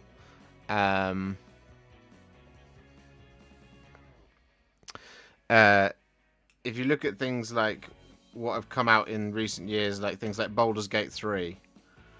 Baldur's Gate 3 is not a game about a campaign book that already exists. It's a new story within the franchise, within that area of the world, that in many ways continues the story after the I can't remember what it's called.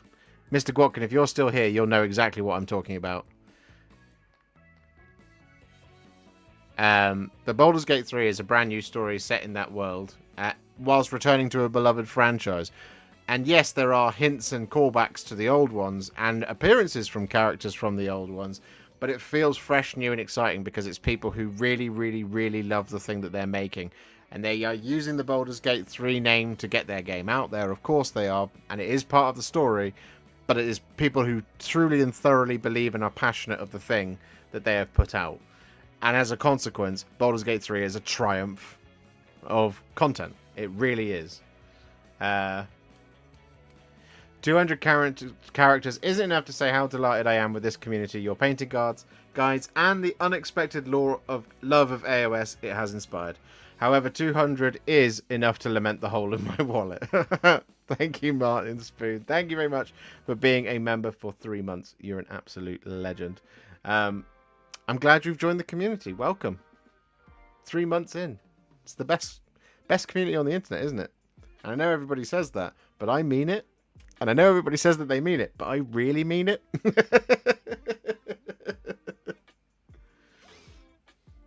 Underworld's reeks of fantasy passion. Exactly. Necromunda reeks of 40k passion. Necromunda, they clearly love making 40k models. You look at the models they're making for Necromunda and you go, wow. Some of it's awesome. The new Gene Stealers look great. And like all the stuff that's written around behind it. This is the point. This is the point I'm making. Right.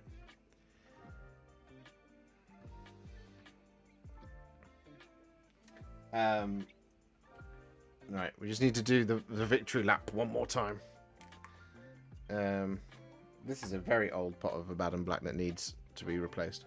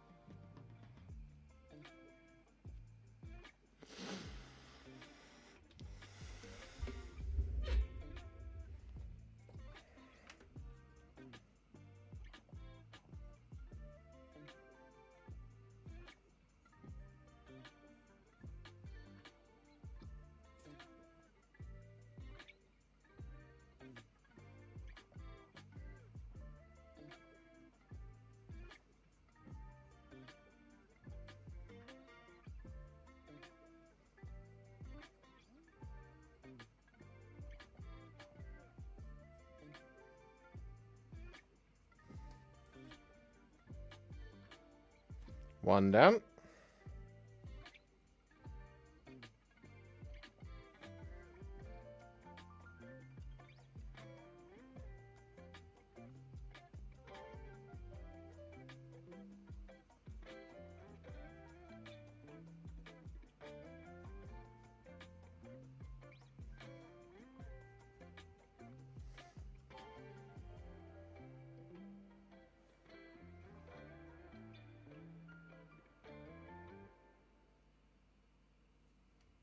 Two down. Marvellous.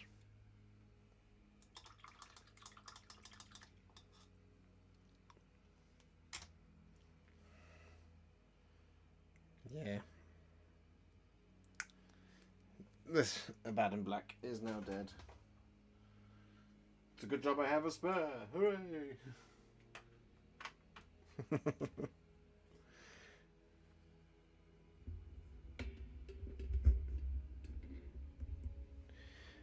By the way, Josh, I hear you don't like basing. Have you tried some fun with crackle paint? I've seen people paint some interesting lava / radioactive etc. bases with cool colours, then modern earth on top. Yeah, I've done all of that. There's videos of that on the channel.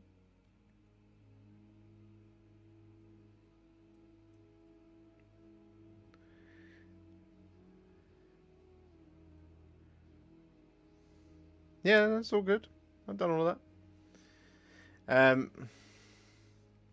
Will we see recipes for Briar and Bone? Maybe. Depends on my time. It might not happen in the next couple of weeks. It might happen in the next couple of months.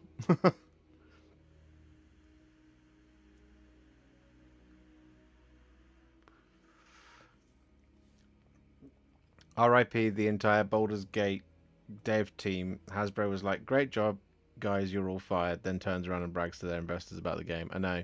I think that was more Hasbro sacked a bunch of the liaisons between Hasbro and the Baldur's Gate team, Larian Studios. I think Larian Studios are mostly intact themselves. Who knows what they're doing now? But like I said, like they made a game that was clearly made from nothing but a place of love and engagement and desire to make the best possible thing they could make with that IP, and they succeeded. They made an absolute masterpiece, and that is why it's so good. Is you can just look at it and just be like, yes, that was made by people who absolutely adore this. And I'm not saying that people who make Star Wars content don't feel that way, and I'm not saying that people that make that sculpt and design Warhammer miniatures don't feel that way either.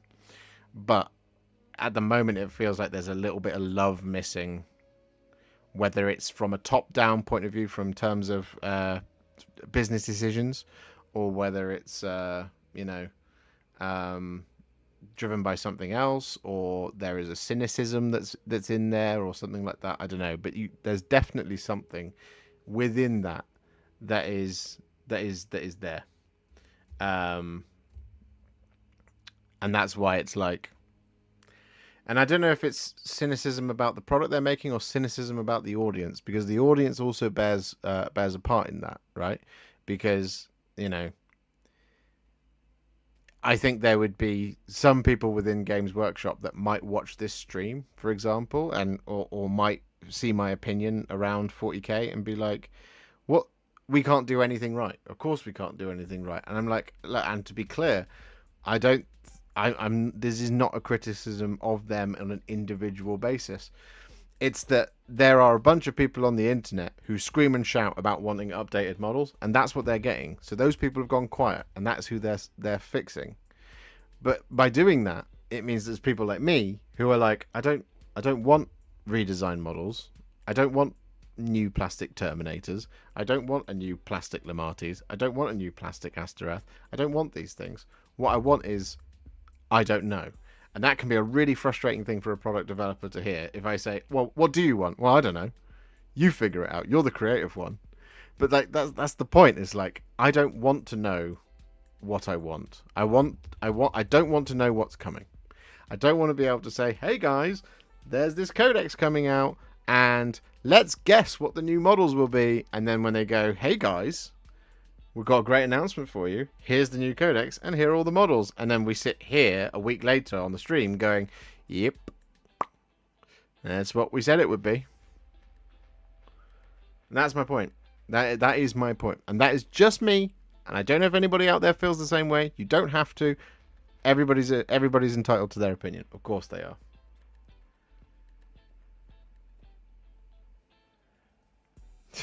You're never late, Asmodeus. It's all good.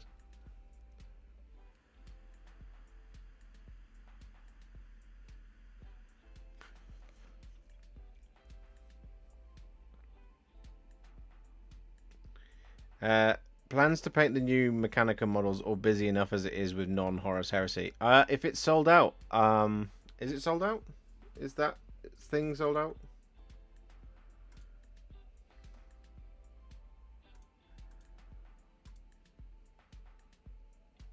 It's not sold out.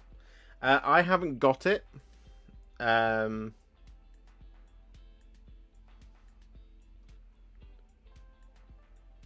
So maybe I'll pick something up when it comes out as individuals, because I don't really want to buy the whole battle group, because one, I can't afford it, and two, I don't know when I would get the time. But maybe when the Thalax or something, not Thalax, the Thanatar comes out, I'll buy one and paint it.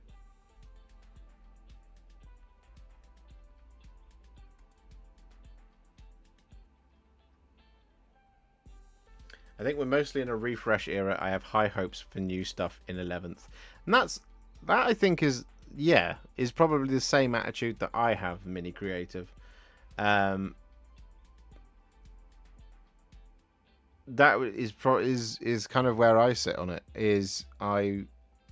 If this is the era of refresh, then it's not my era. I don't have to engage in it. I don't have to force myself to enjoy it, because if I have to force myself to enjoy something, guess what? I'm not enjoying it.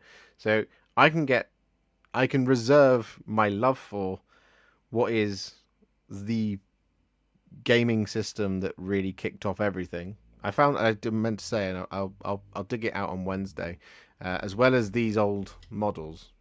This one, like this Quartet, the Kotiaz, for example, that I found. I found my first ever White Dwarf. I found it at my parents' house. I will dig it out. And it's a 40k based one. It's a Necron. It's what kicked it all off. It was the beginning. It's where it started. I love Warhammer 40,000. I really do. So maybe I just take a break from 40k for the next 2 years. Who knows? They could surprise me. I'm not gonna fully write off the game. Of course not. I just don't have to force myself to love it. We never have to do that. There is no requirement from anyone ever, no matter who's selling you something, or who's making videos about it, or who's posting about it. You don't have to be like, well, hold on, I don't like this, but everybody else seems to be really, really enjoying it. It's fine. You don't have to like it. You can just step back for a bit. Which is why I'm not going to go and make videos about how Games Workshop just killed Warhammer 40k with the Blood Angels stuff. Of course not. They haven't done that. That's absolutely not what they've done. They've just not grabbed my kind of my hobby fizz. They haven't made my belly fizz.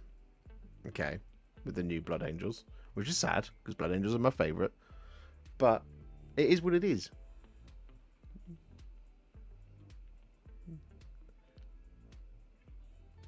I can just find other stuff to do. It just so happens that we also have a 4th edition of Age of Sigmar, which is absolutely incredible. We're going to find out what the Skaven are. It's definitely going to be the Skaven on Saturday.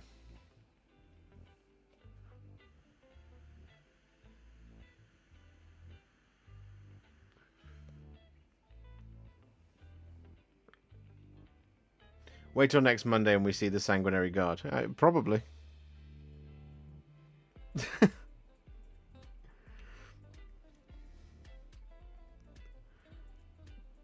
If that's even happening, it might not happen.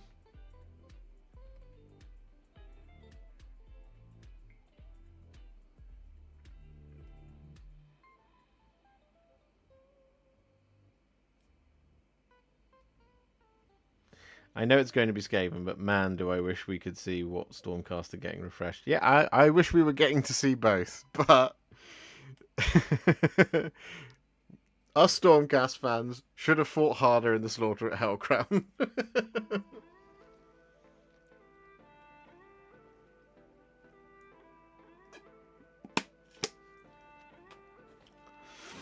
I would guess that what they'll probably do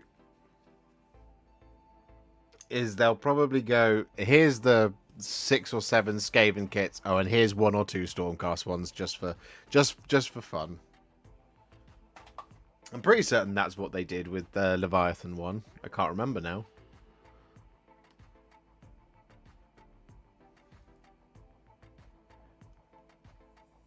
Because it wasn't...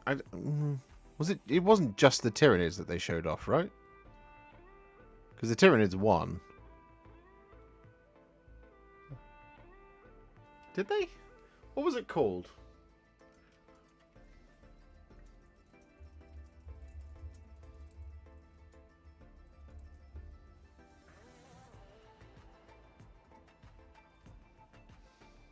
Ogrim.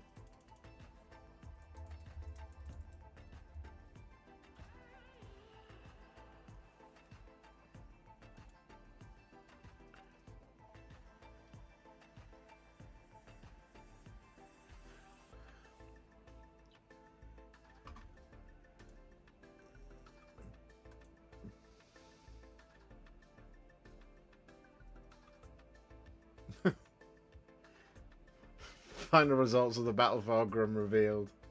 Grimgore.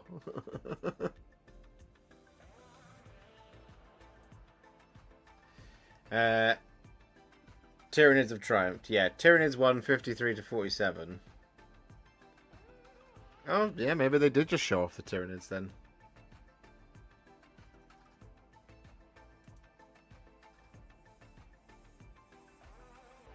The Norn Emissary and Assimilator, the Biovore and Pyrovore, Lictor and Neurolictor, Termagants and Hormagaunts, and the Gene Stealers.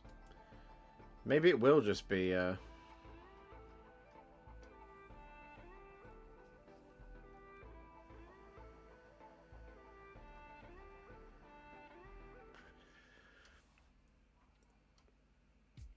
One use planet number 669. Exit. Well, yeah.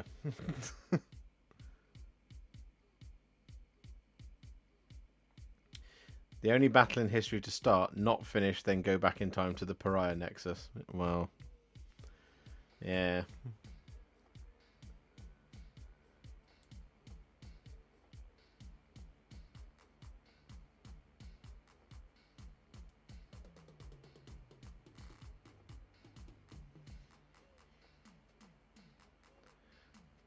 Here's 4 to 5 new models, then 6 months later the Marines one released. It wasn't that long. Space Marines were out very soon after. I can't remember when the Space Marines came out. It was September, wasn't it? September, October? Either way, Skaven are coming. Almost definitely the Skaven are coming on Saturday.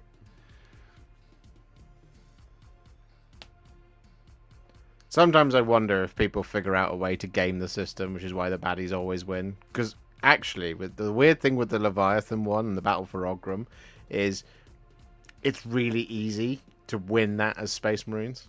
If you just fight the contents of the box versus the contents of the box, Space Marines, it's really easy to win that. You just las cannon the Screamer Killer to death, and the Screamer. You just use the Ballistus Dreadnought to kill the Screamer Killer, and then the Infernus Marines literally deal with the rest of it. And you've still got the Terminators in reserve. I do not understand how the Tyranids won that. But then I guess it's people doing 2,000 points versus 2,000 points. I don't know. I'm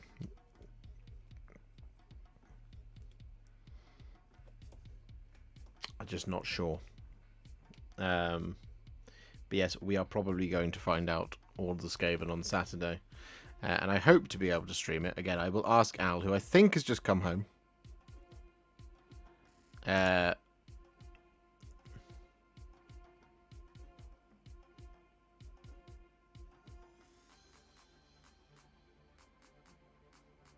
You don't need to tell the truth when you log your wins. Well, there you go.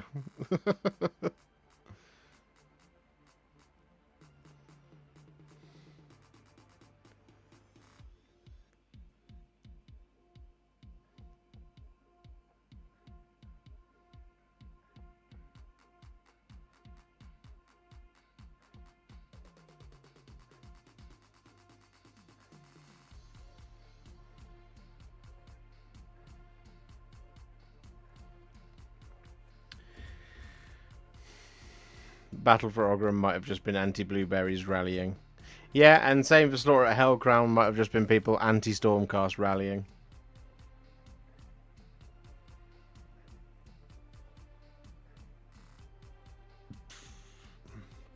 Space Marines were mid-October. I remember that because I went on vacation to Italy around that time.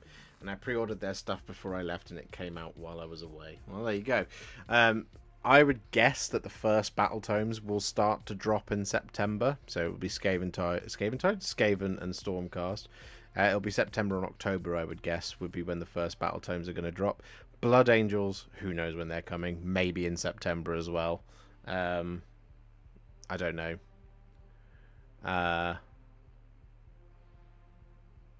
We'll find out.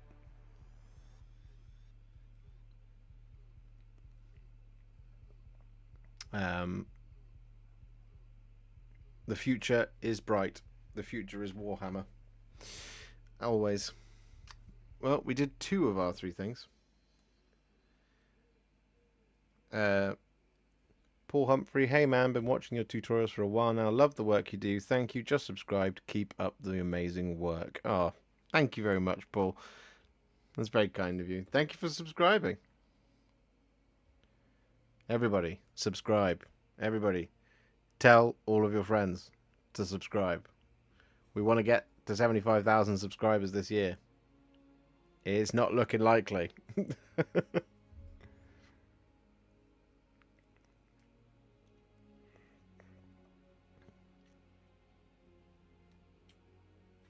As you can see, we're on 66,741,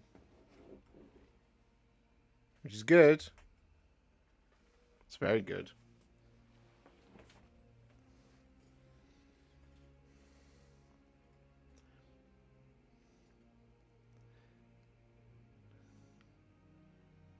So what we are, 259, 8,259 to go.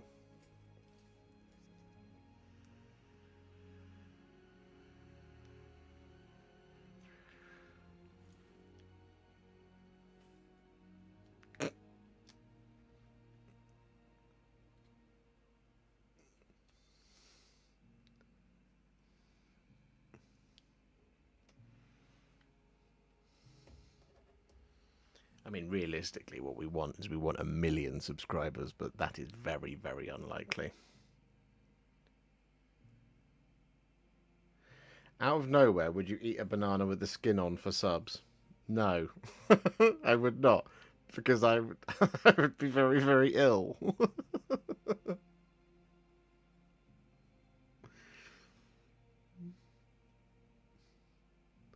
I have a very delicate ecosystem in here.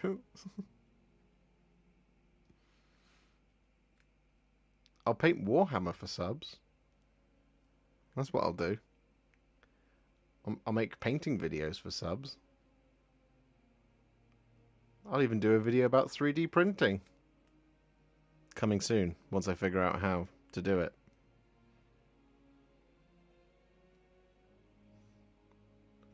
Fragile tummies unite. Exactly. It's very, very, very, very, very fragile.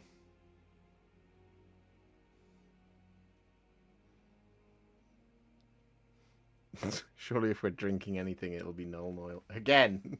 Fragile ecosystem.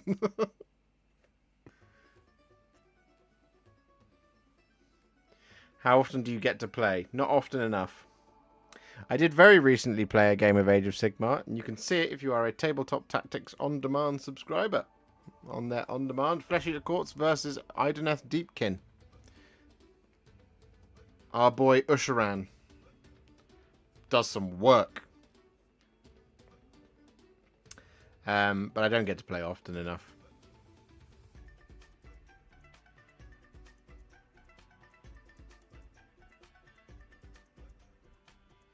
Will drink paint water for subs. 1 sub equals 1 sip. Why do you guys want me to be sick?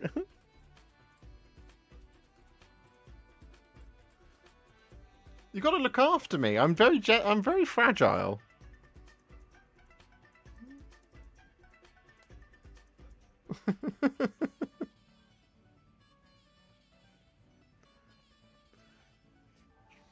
Yes.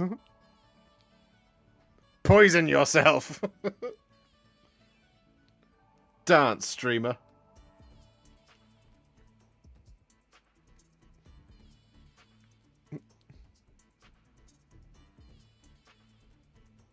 Warhipster, I'm a celebrity vibes. God.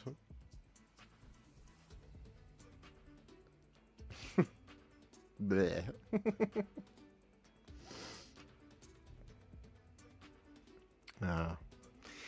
Anyway, it is 7:30, guys. So, on that note, on that bombshell, it's time to end.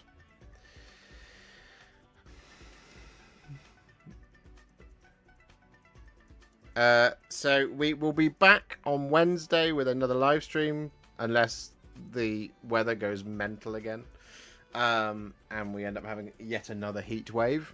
Hopefully we won't. We're back on Wednesday for another stream. Back on Thursday with a painting video, and we're back on Saturday with a painting video as well. That's what you're getting this week. Blooded Dawn on Thursday. Anyway, thank you very much for hanging out with me tonight, guys. Legends, as always, you are the best audience in the world. I will see you all very, very soon for more content. Here is the hand of farewell, and I shall wave it at thee. Good night and goodbye, and have a great week, guys. See you on Wednesday. Bye. Bye for now. Bye. Bye. Asmodeus gifting 10 Warhipster memberships right at the end there. Thank you very much, Asmodeus. Let me just update that before I forget. That's very kind of you. You're awesome. 409. There we go. Love to see it. You just got it in there. Let's try with more members. I mean, you keep me around. I was saying goodbye. If you're going to go gift things, I have to say thank you. This is very kind of you. This is very kind of you. Thank you very much. I very much appreciate that. But the world doesn't need more evidence that you're the best audience ever. I'm going to try it again. Here is the hand of farewell. Like I said, lots and lots of great content on the way. Good evening. Enjoy your bananas. Well, steady on, Black Hole Eyes. Steady on. Anyway, see you all very soon in the next one, guys. Have a great one. End stream. Goodbye. Hand of farewell. Farewell. Bye-bye.